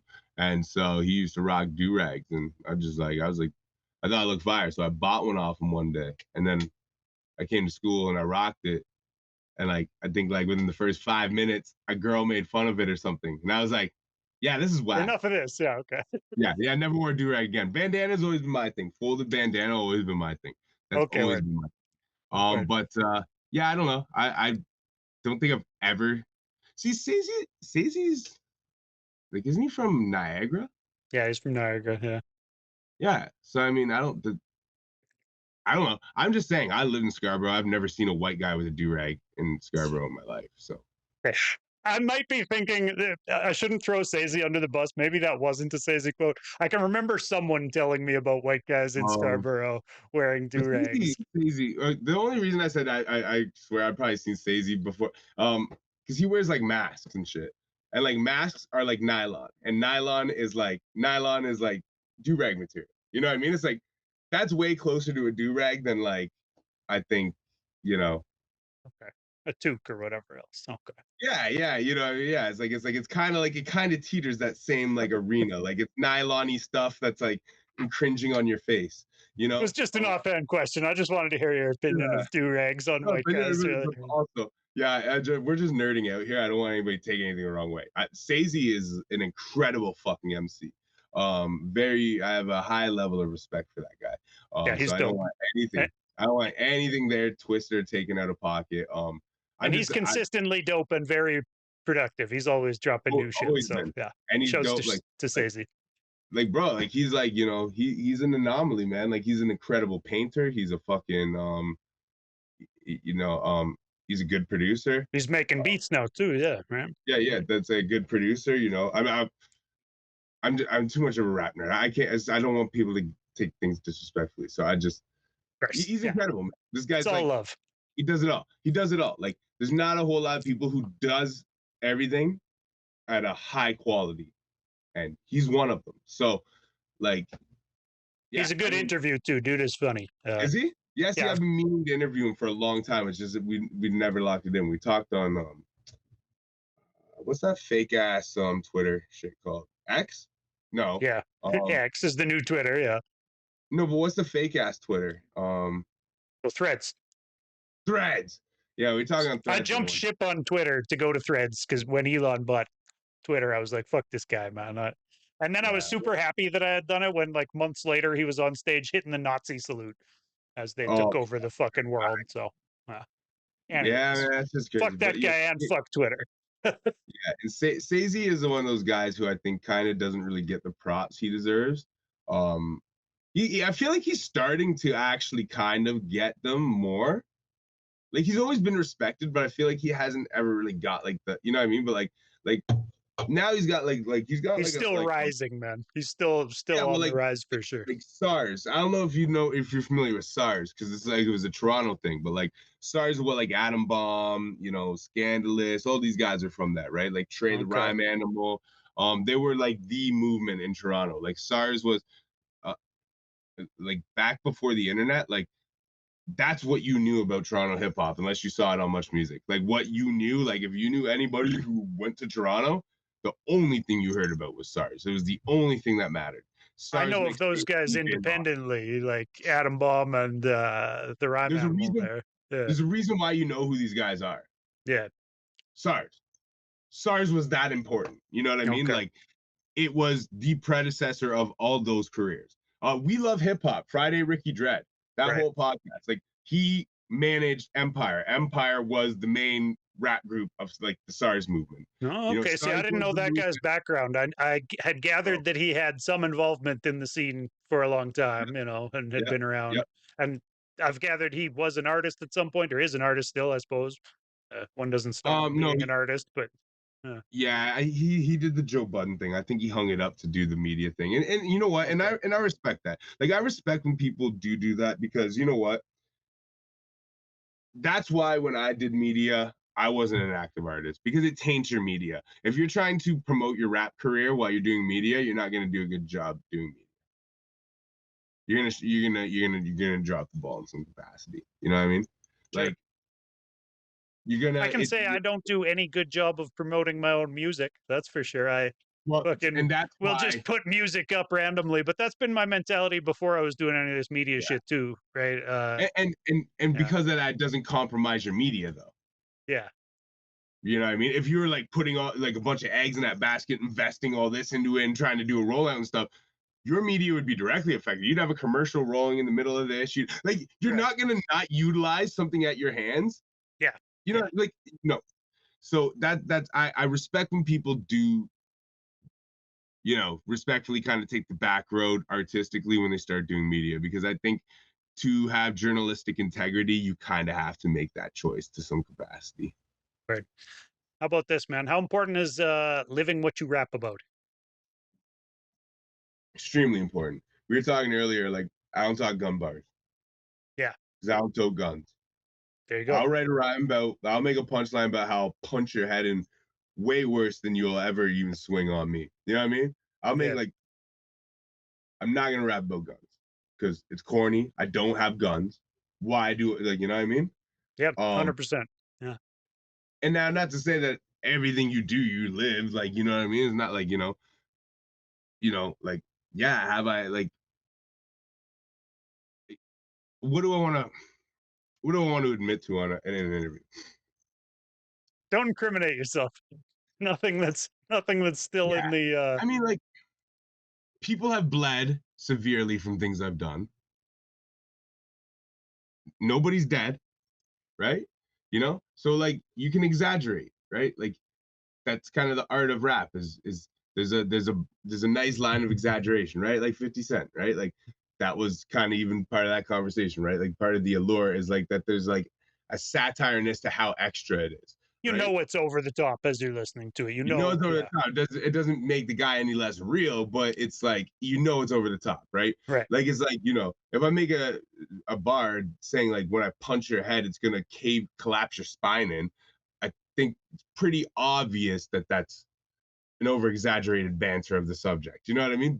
for sure. Yeah, So it's like nobody raps what they live if you include exaggeration. But if we're taking exaggeration off the table and kind of like really how we judge the caliber of realness in an MC, I think is the most important thing. I think just be comfortable with who you are because you made the point earlier. It's like comic books. It's like everybody's doing their best version of a parody basically of what somebody else has already done. So right, why not find ways to set yourself apart? Like I get it. I get when you hear things and they seem cool and you want to do them, but like isn't it way cooler to learn what makes that thing good and then represent yourself doing it?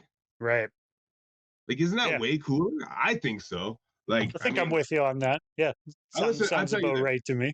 I'll tell you this. A white rapper who raps about guns in Canada, I promise you I've never listened to their full album. And I promise you, no matter how good they are at rapping, I respect them like on a level that's like much more decompressed than like what other people do. Because it's like low hanging fruit, bro. Anybody can rap about guns. I could write you a whole mixtape in a 24-hour period that of fire if I Well, we've was all rapping heard about. so many gun bars at this point that it's almost like second nature to just be able to like freestyle gun bars, right? Like, or Yep.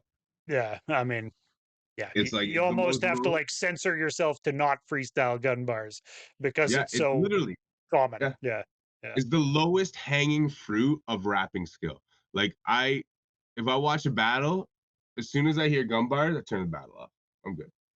I'm not yeah, gonna hear anything here that impresses me. And even if there might be some good schemes or whatever, but it's like it's not worth all the other stuff. Like it's yeah, man. not. It's just it's not. It's come on, man. Like you can be more creative than that. You know what I I mean? So I like, agree, 100%. How about this, bro? especially How important is competition in hip hop? everything I do,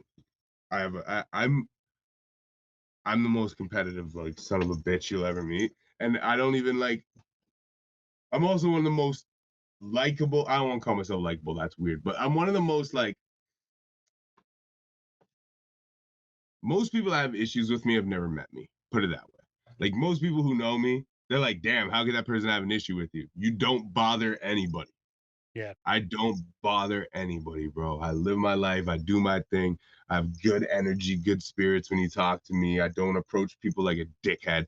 At the most somebody could do is be semi-emotional because I'm not the most responsive person all the time. Like I'll read a message and forget to respond, but I'll have the best intentions. You know what I mean? It's like that's like really my biggest weakness. And it's something I gotta work on. Like a weakness is a weakness. That's me. I gotta eat that. But I mean like I don't do anything with bad intent. You know what I mean? I'm pretty positive, like just like, it's you a good know, way to be, man. I agree, man. Like life's too short. But I think the thing about me though is that like I told you earlier, is like every bullet has a name. You know what I mean? Like, Right, yeah. When you're talking about the faceless MC, you've got them in mind. I'm competitive as a motherfucker, bro. Just most of the dudes I'm competing with, I'm either homies with or like they don't know I'm competing with them. You know what I mean? Like, but I'm always looking at somebody or something or looking at an accomplishment someone did or something else. And it's that fuel for that fire to make me do something better. You know what I mean? It's like I very much thrive in the ecosystem of where other people are innovating and succeeding. And use that as an inspiration and motivation to do the same. Like in a stagnant environment, I probably underperform a lot more, you know, like Word. Yeah. People so push each other forward, right? Steel but that's sharpens steel and all that. Yeah. exactly. And that's competitive nature. It doesn't mean that I'm like, yo, fuck that guy. I don't want that guy to win. You know what I mean? But it's like Right.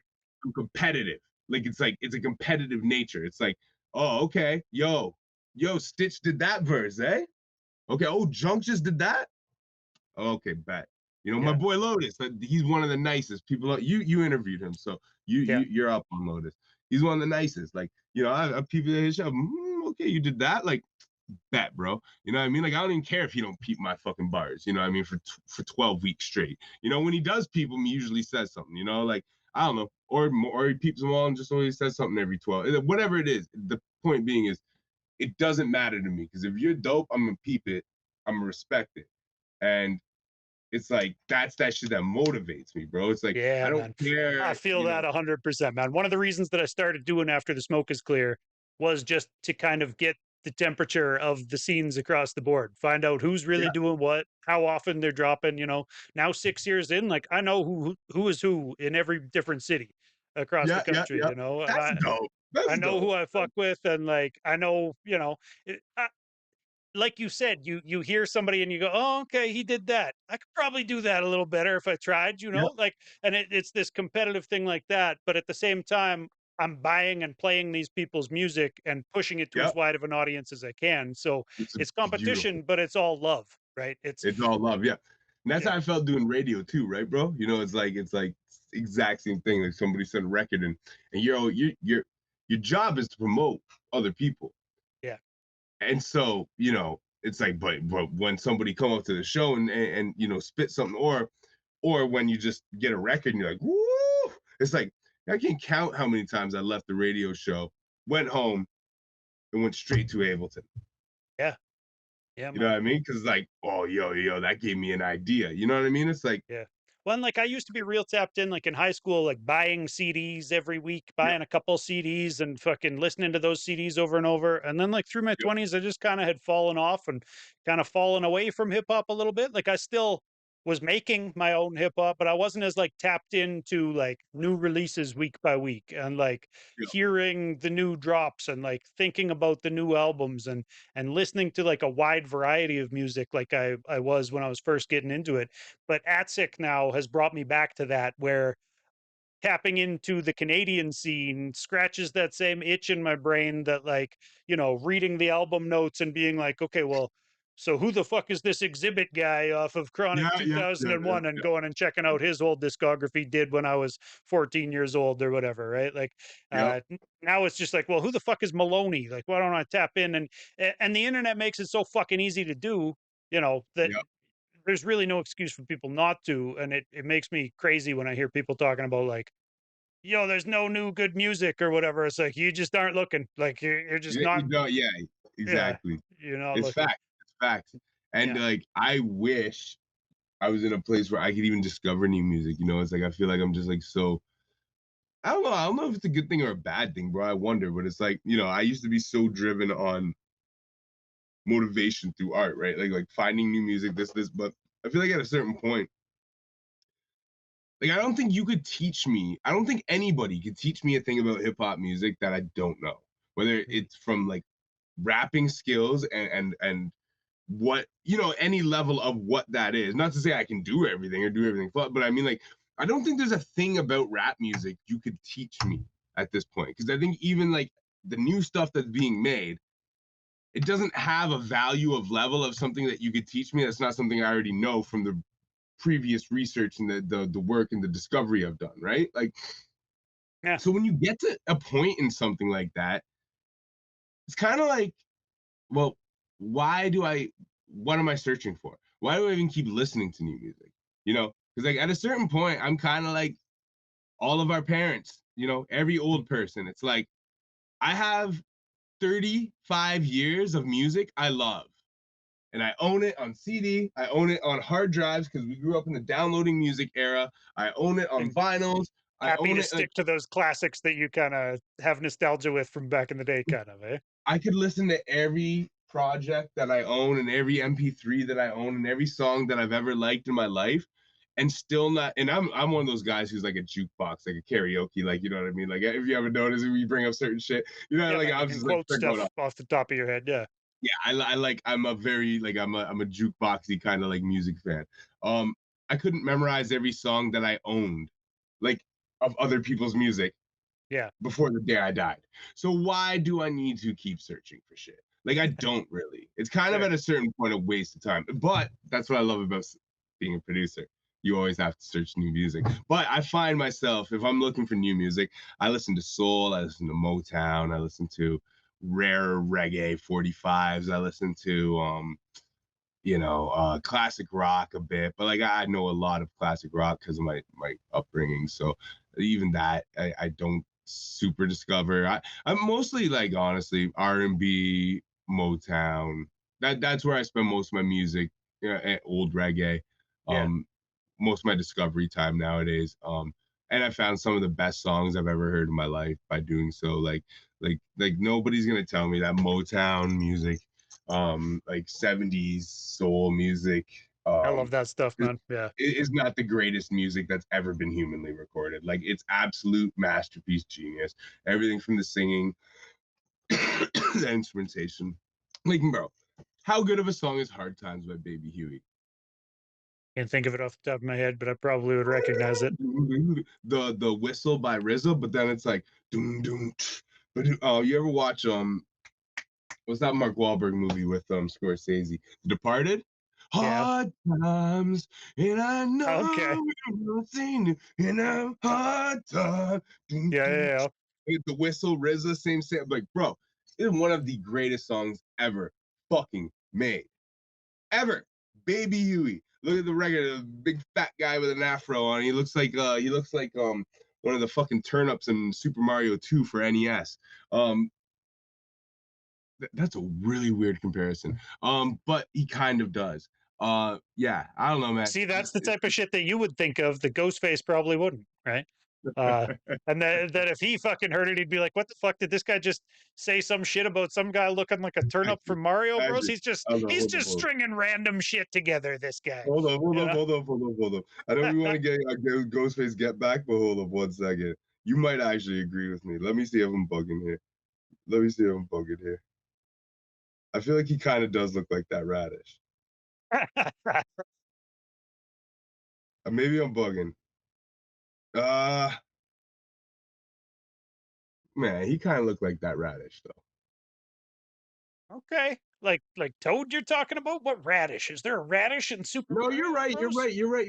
Well, yes. So Super Mario 2 for regular Nintendo. You remember it's the weird one where you fly magic carpets and shit, and like Right. it's not, and you like pluck the things out of the ground.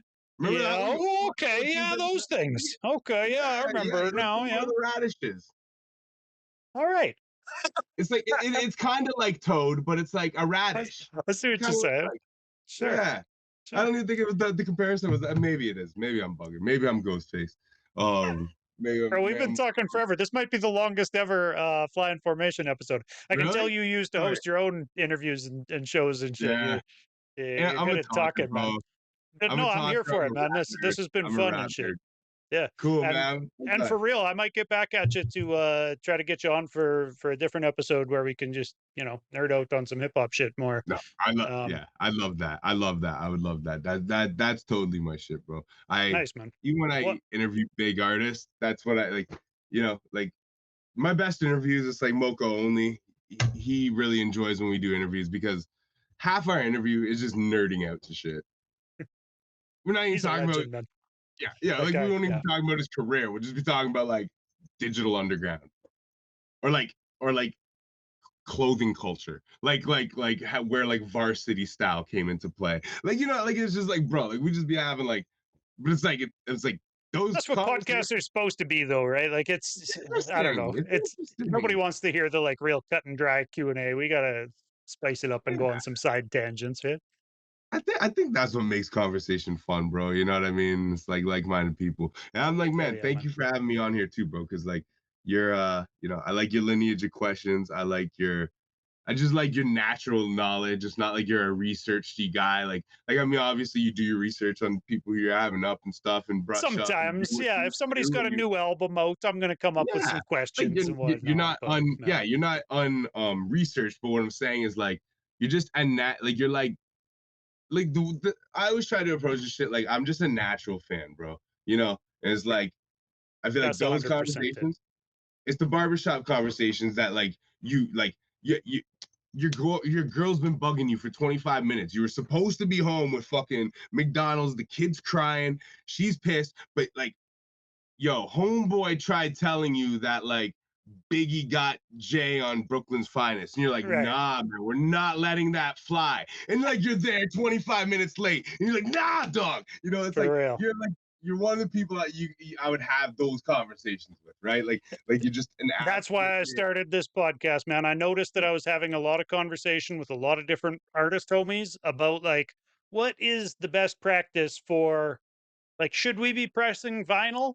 Is yep, vinyl worth yep, fucking doing in 2025? I don't know. I mean, and so now I was just like, yo, I could ask every artist in the country what their opinion on that is, so yep.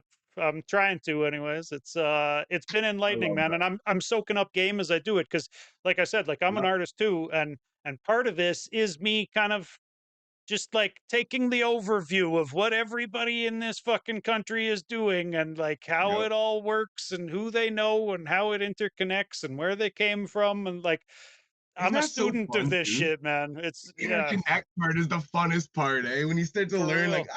okay, this guy comes from here. Like, it's like, oh man, I love that shit, bro. Yeah, I well, and love that was all that the shit. stuff I loved about like learning about American hip hop in the first place, right? It was like, oh, Exactly. yo, that guy's from this camp, and then he fucking went and worked with these Oh, guys, and like, Dilla's from Tribe? yeah, You know what I right, mean? like, Like yeah, Dilla came from the Tribe exactly, Called what? You know what I mean? It's like, okay, like, like, yeah, hell man. yeah, man, Like, all just the that. lineages, right? It's like, man, it's like some of the biggest lineages is that. Like, look at Jay-Z, bro. That's Jazzo's hype man. Yeah. Yeah, man. I Crazy. listened to Big Daddy Kane on fuck what podcast was that? He just did a podcast like a week or two ago where he was talking I think I seen a clip of about that, yeah. Jay and yeah, man, that was a good interview. Sherm, that football guy. Ah, fuck, I can't think of the Oh, name of the Shannon podcast. Sharp. I love Shannon Shannon. Sharp. Yeah, yeah, that's the one. Yeah, Unk, Shannon Sharp's I love podcast. Unk, bro. He's, you know, a Yeah, bit, that was and I love Godfrey's impersonation of him. but right down to like being a fan of this whole podcast shit, man. Like I was listening to Joe Rogan podcast and I fucking hate the guy now, but I was listening to Joe Rogan podcasts like when he was posting them on SoundCloud and like his Really? podcasts were in double digits, bro. And I was listening to them like every day on job sites and shit. So That's crazy. That's like, when I caught on to Joe Budden. I've been listening to Joe Budden since like episode 20, but but like like not Combat Joe Jack, Rogan. man, like do you know about the Combat Jack Nah, I podcast and shit? know, of course I know I about it. was I never, listening to podcasts like that, like as they were coming that's out week by week or whatever in really, fucking 2009 and shit. Like that you was were on I it, was on it. I was painting houses, so we had it was me and my brother-in-law painting houses, and we just listened to podcasts all day. So like I was No tapped in shit. with like them and like early Juan Epstein, fucking What? Cipher Sounds and Rosenberg and shit. Like Yeah, yeah, yeah. so dude, like I really I the last 15 years of my life have been like podcast heavy. So I was like, yo, I can fucking do that. Let's just talk to Canadian That's guys. And fair. and then like the thing is you That's watch fair. the podcast circuits and it's a bunch of comedians doing each other's podcasts. So they're all Yeah, entertaining and they yeah, all take yeah, turns hosting each other. And I was like, yeah, like, why don't rappers do that? We're all guys who like to talk a lot. And like there's entertaining dudes for me to talk to all across the country. I could probably line one up a week. And yep, sure as fuck I yep. can, man. Oh It fuck trips me yeah. out a bit that people will talk to me, but it's fun, man. But No, man. No, it's you're been a you're good run. you're you're you're a fun person to talk to, bro. I'll tell you that. I've talked to a lot of Appreciate people, it, man. and I enjoyed our conversation very much. You're not. you're not so focused on your question that you're like, hey, like let's nudge him back. So because people don't realize this, bro. I'm a fucking talker. I'm a rambler, but Yeah. I speak in essays. What I mean is like we talk and like we might go so far off the topic because of rabbit holes. We'll end up, but as soon as it clicks, I bring it back full circle. I'm be like, the whole point of us talking about this was this. You know Yes, what I yeah. mean? Close case At no closed. point were you like, "Yo, what were we talking about?" Which No, happens sometimes, which isn't the worst thing on a podcast, but no, it no, was but good this that is why you could always bring it back. Yeah. girlfriends girlfriends hate me and they don't stand a chance against me, and narcissists die in my essence because they you can't gaslight me, bro, because I know what we're talking about. I like, you know what I mean? You start forgetting what we're talking about. You know what I Right. mean? And it's like, Yeah, yeah. no, no, no. This is the point. This is the point. Let's not forget what we're like. Yo, I Yeah, want to ask you it's one keeping us. more after you just mentioned your girlfriends again and all these Yeah. girlfriends that you have in the past. No, How I didn't say all these. They just different situations have okay, all right. predicated on maybe a couple You've of been to them. New That's York all. 5 times with 5 different ladies from what I've No, heard. no, no, no, no, no, no, Anyway, no, that's no. the word on Three, the three, street. three, 3. three, Okay, okay. three. Two, twice, twice, once. Oh, okay. But how important is having or finding the right romantic partner for an artist? This is I the guess it last one. depends. I guess it depends if you want one. I learned my experience was it's very important to realize don't date a single fucking person and do what you want to do with your life. Any other option is see the problem about life is this, bro. Especially people like me. I actually inherently was a people pleaser a lot of my life. I've learned recently. Therapy is a beautiful thing. Yeah, Um, it is, man. and it is. It is. I'm so pro therapy, bro. Hell Um, yeah. A lot of actually, I'm artists are gonna. like, I write for therapy. And I'm like, that's good. And I encourage it. It's good to That's not write therapy. your feelings out, but like also go do real therapy too. Yeah, yeah, yeah, yeah. Because Yeah, the thing is, you writing your feelings out doesn't have a biased opinion. yeah, Or sorry, it's a biased opinion. It doesn't come with. of There's course. no No actual pushback or, room yeah, unless you are already a person who's typically done some sort of self work. You probably lack an accountability. yeah. Most human beings do, and no disrespect, but especially women. Um, so like, if you haven't done some sort of therapy or like self discovery, chances are 80% chances are like you probably suck in the field of accountability in some capacity. And if you suck in the field of accountability, then writing your problems down is not doing anything but painting your victim mentality. So like you need to do some work, and therapy will help you do that work. And once you can actually learn to like own shit in your life, and that's kind of the whole point I'm going to make here, is actually that was really the whole point, is that it's like you can date people, you can be a people pleaser, and you can hold grudges and you can be like, yo, damn man, I wasted 7 years with that bitch, and fuck, I'd be so much further in my music career, and this and that. And it's like I've been that guy, I've done all that. And at the end of the day, bro, you're the only person you can blame for anything you ever do. Bro, I'm so accountable, dog. If I walk out of the house tomorrow and I get shot by a straight bullet in the fucking head, it's my fault. I've learned to become at peace with that. Like I don't, bro, nothing, there's nothing in life that, aside from like a little kid being like abducted or something, there's very minimal, like date rape, like drugging somebody against their will. There's very minimal situations in the world where you can't be equally accountable even if you are the victim. Like you need to take, this is the thing, is this is why things like PT, like I don't want to speak too deeply, I mean let's not name conditions, but a lot of trauma that exists in our world is because people haven't dropped the victim mentality yet. And it's not to say that you weren't the victim, but the thing is, the thing that's holding you back from your peace is your ability to actually recognize where you show up to the occasion. Because until you allow yourself to do that, whether it was fair or not, um you live in this kind of like tainted view of reality where it's like you'd rather fear than to live, you know? Mm, yeah, yeah. Fear can be a powerful setback, man. Um, It's the biggest setback. And it was and I the would thing that agree pulled with me you back. that accountability is hugely important. People need to, yeah, take responsibility for their lives. But I'm sorry, Emily. I'm yeah, sorry, Lindsay. I'm sorry, you know, I'm sorry, both of you, you know, a lot, because I treated y'all like shit because I felt like I lost myself. But at the end of the day, only I can blame myself for losing myself. Like, was I appeasing these women? Yes, but they didn't have a fucking gun to my head. And even if they did, whatever decision I made was still my decision. Because Sure. my that's the thing, right? Like, your moral integrity still, like, you can take a bullet to the head and keep your morality. If you choose not to, that's your choice. I don't care if someone had a gun to your head. If you's like, hey, go rape that kid or die, you could die. Like, There's still choice. Yeah, sure. yeah, I you mean, made the choice to rape the kid, buddy. So, like, you suck. You know, like, it's still, you still have to be accountable. Like, you know, there's very small situations in life, like I said, you know, like ones where it's an absolute disadvantage power balance. And those, you know, those are different situations. But for like you said most, earlier, though, most people who get shot were doing something that yeah, they yeah. kind of knew that that was one of the possibilities as an outcome, right? I Well, mean, even if nothing else, bro, you walked out your house. And you know what? You walked out at the wrong time on the wrong day. But if you can't own that, you're gonna waste the rest of your life. Like, this is what people don't realize is the thing is nobody's ever gonna feel as sorry for you as you do. So when you walk around with a victim mentality, all you're doing is just actually hindering your whole existence, your future, your current relationships.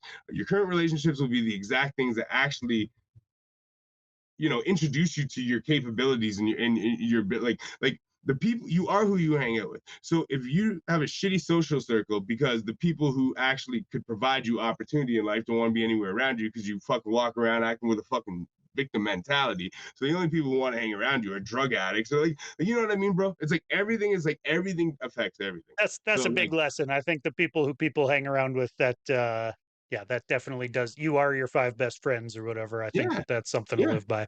Yeah, And I'd rather be one, two, three, and four, five on that list and hang out by myself than hang out with people who have less ambition in life than me. You know what I mean? there you And go, man.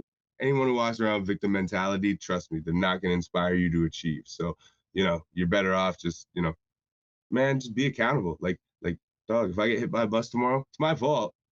I, you know, I don't even care if the guy's drunk. Like, I walked down this street at this time, and at the end of the day, And it might random not occurrence, be your fault. What if he hops the curb and fucking hits you as you're walking home? it's still God my fault. forbid, man. God No, forbid. no, the thing is this. You still are aware that everything you do is a calculated risk in life, but it's a calculated risk. Rare occurrences happen. So I still have to be accountable that I chose to walk down the street at 4:45 when the bus came down. Like, if you Radical can't own that, accountability. All right, it I'm is here for radical. it. It is radical accountability, but there's a power to it, bro, because those situations are the ones that actually ruin your life. Like, those are the ones that give you PTSD, trauma. Like if you can learn to actually be accountable for the things that are out of your control, then there's nothing in this world that can stop you. There's nothing in this world that you fear. Boom. Hell yes, You know man. what I mean? That's a good note to end this thing on. I feel like I think so I too. before we close the door here, I always ask people Jeez, one question in closing, and has it it been is, 3 hours? dude, it's been 3 hours. Yes, this is the longest Wow. ever fly I'm in sorry, formation. bro. No, it's all good. I mean, I'm having fun. Whatever. Can you That's describe your local scene though? That's the question I ask everybody in closing: is describe your local um, scene. are we doing Toronto or Brantford? It's up to you. All right. If we do Toronto, I'll say a confused family reunion. And if I say Brantford, me. There you go. Holding down the scene by yourself. Hell yes, man. No, Um, actually, pretty much, yes. word. There's like Names. a couple like new school kids who are doing the thing, but they ain't never reached out and should pay homage, and I, they're not good enough for me to want to reach out and give them an Word. opportunity. So, Is there anybody you do want to give shout outs to? I always give people a chance to name some yeah. other artists in the scene people should be up on. Well, since you guys are Alberta based, Edmonton, let me shout out Pulte. Let me shout out Poltergeist. We do this for the culture, right? Um, Shout out my guy Define. Shout out Pookie. Shout out J Reds. Shout out D's Wax.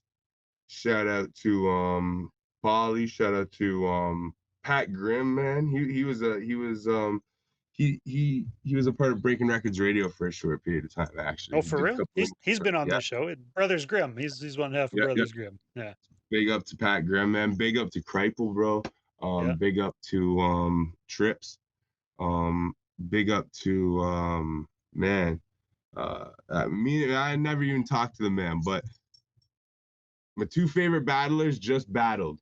My two favorite Edmonton battlers just battled. I haven't seen it yet, but Neckbone and Poltergeist. Poltergeist already knows I love him. Neckbone, I've never had a conversation with you, but you are a great. As a legend in the battle rap scene in Edmonton, I know for sure. Love this Yep. guy, bro. Like the just authentic raw energy. Like one of the most entertaining things I've watched in a long time. Love that guy. Man, shout outs to my man Walker. He live out there now. Shout out um I know I'm missing some people, man, but Pretty good list, bro. You named a lot of guys from Edmonton there. I just want, yeah, I think it's everything's about pay homage where it's due, right? So and come check me out. I know this only matters to Twitch, and there was only 4 people there earlier. They probably all left by now. No, but No, but if we re-air this goes to YouTube after this, so people will. I don't know what the time gap is, but if it's time for people to see it, October. Oh no, I'll get it online like tomorrow or the next day. Oh really? Okay. Yeah. Yeah. So Edmonton, October 3rd. I got Define coming out to do some special guest songs during my set, because this is something I do. If I perform somewhere, I try to bring out somebody who's important there, and That's smart. even if they're not on the show or whatever, I try to show love and pay homage. It's like, like I respect it, I appreciate it, and just let you know that like I appreciate the scene, the culture, all of it. Like Well, it's a good way to get some local fans out too, right? To have somebody who's known in town, right? So, but I'm not. I don't even ask him to say he's going to be on the bill. You know what I mean? It's just like sure. You come out and like I just give you some of the songs from my set. Like it's like this is you deserve it. Like that's and like if you had a show in Toronto, I'd hope you do the same. You know what I mean? Hell Like yeah. yo man, I ain't get my guy out. Like it's just it's a way to show love, bro. It's like it's just. And Define was really the first guy to like I came out there by myself. Define was the first guy. It's like, yo, come to my crib. Yo, let's work. Okay, you got a studio to work at. Yo, you come back, crash here, bro. I haven't paid for a hotel since first. You know what I mean? Like nice. that's love. That's love. See, well, and that's the type of networking that we need in the Canadian scene, because it is such a far fucking drive to get to these different places, and expensive flight. Yeah, you want to make sure that you know people in each city you're going to play at, so that you've got a place to stay, or you've got, somebody on the ground, boots on the ground, who's going to help promote the show and bring some people out to it who actually matters in the community. And yeah, man, It's important to know people across the map. That's another reason I do these interviews, man, to build that network and help people find people. And yeah, if it is time for me to come do shows in wherever, Toronto, Winnipeg, Saskatoon, like I know people who now I can be like, yo, what? Come say what up, Yeah, exactly, right. And that's what it all is. It's all about a come say what up, really, is like what it all is. But it's like at the end of the day, it's just respect too, right? It's like I can't come to your city and act like the man and be on stage and shit if it's like you're the guy who's looked out for me. You know what I mean? Like, and you're a pillar. Like if you're just like, the weed guy and like you got 1-2 songs out, it's like it's a little different. Like you're a pillar in the scene and you're the guy who's looked out for me. It's like every time I come through, I got you. You know what I mean? Like you easily, you got 5 minutes of my set right off rip. It's like you're, and that's beautiful, man. Let me ask you this. Along the same lines, is there a Canadian artist who you'd like to collab with who you haven't yet worked with? Let's speak something into reality here. Yeah. So I mean, me and Class produced a record for me, but in the next year and a half, I will go to Class's studio and we'll do an EP together. I've not inquired on the price yet. I don't know. It's an idea I tossed out there once, and he heart reacted the comment. So I know. Does he run a studio? I didn't know that he actually has a studio like that. I mean, I assumed he has some place to record, but yeah. Yeah, no, Half Life Studios are right at his crib. I've been there with on tour with Robbie G. Well, Robbie G bought a beat called "Eat Your Vegetables" off him when we were on tour. And that's when I realized, like, wow, this is in the realm of existence. Like now Robbie didn't record the shit there, but it's like if you catch him when he's not doing some other shit, Yeah. if you can go there and buy a beat, then you can go there and record too. So it's like if the guy's got 5 days off on the schedule, then it's just about pricing and timing, like, Yeah. which Yeah. is 100%, man. That it's guy's a realistic. legend, man. He I love deserves that. his flowers more than I think he gets, honestly, even though I, he is one of the I names people know. I agree wholeheartedly and honestly. Classified, um, even if I don't check for him when he drops the way I used to. But Classified is single-handedly the, if not top three biggest influences to me in my whole hip hop career. Completely. Like, and I'm talking American artists, everything. And I'm not just talking about like rhyme skills. I'm not just talking about production style. I'm not just talking You about know, it's the grind. everything. The grind is Everything, inspirational the from that guy. grind, Yeah. everything. But like I always thought he was a dope rapper. I always thought he was a dope producer. I always thought most people weren't fucking with him because his beats were better than most rappers' beats, and his bars were, and he was doing both.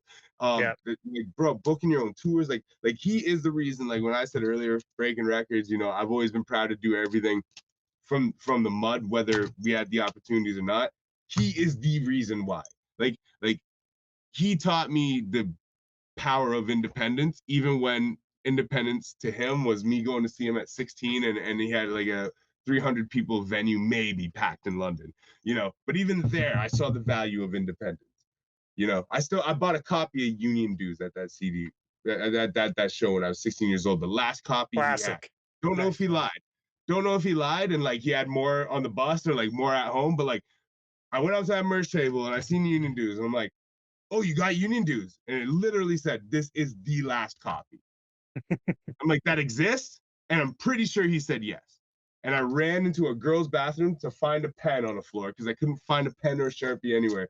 Ran back and got that man to sign that shit. And Union Dues, great album. Classified, absolute legend. And I've even to watch him go from that to what he went to, and just the power of independence, bro. The power of independence and the power of just relentlessly working towards your goals, no matter what. No matter what. Yeah, hell yeah, And, man. and he's dope. That's the other thing. He's dope as fuck. So it's not like he's just like, oh, that guy works hard, but he sucks. It's like, no, he just embodies like everything. 100%. And Yeah. yeah, man. I'd love to see the collaboration from the two of you, man. That would be great. So that, yeah, and I mean, and Dream collab story. That's a tangent because that's actually like I don't doubt that that's actually gonna happen. Now we want to talk dreams. Like I want a record with Maestro Fresh West. I want a record with Nelly Furtado. Um, you're gonna bug, but I want a record with Sean Desmond. Okay. All right. I want a record with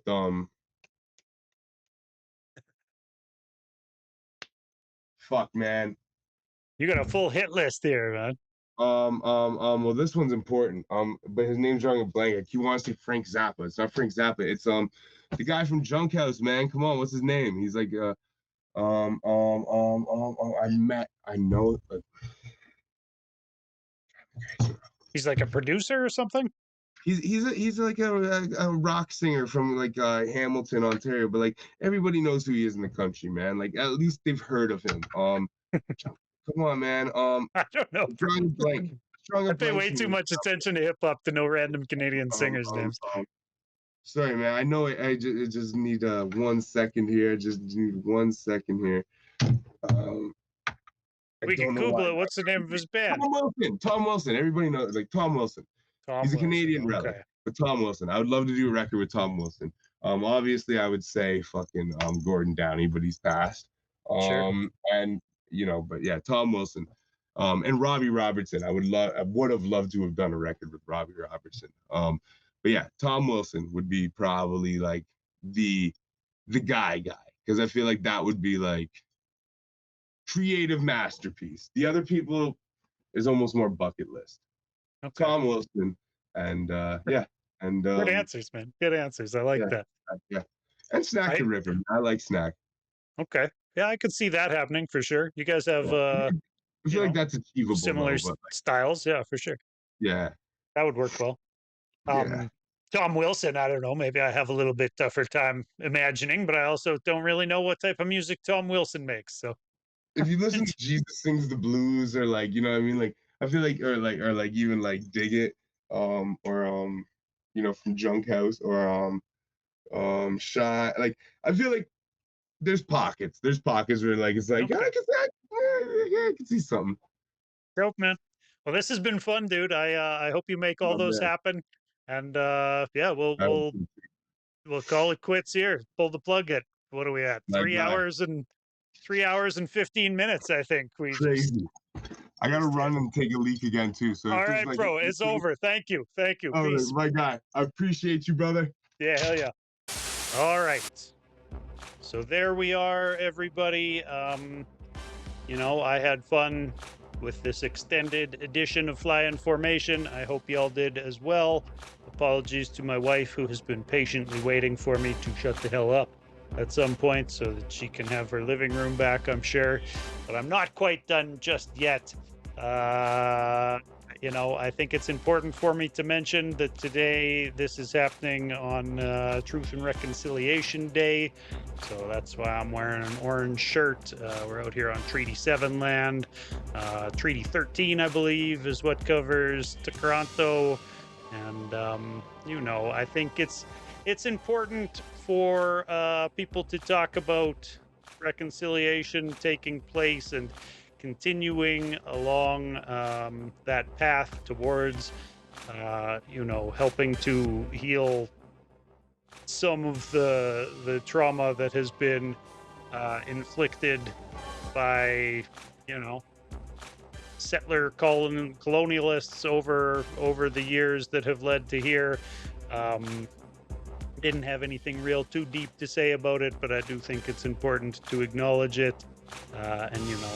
I don't always do land acknowledgements or anything like that, but I definitely try to be the best ally that I can be. And, I think it's important that people spend a moment on this day to think about the relationships that, the colonial Canada system has had with First Nations across the country and continues to have. And I think it's important to voice that we continue to work on that.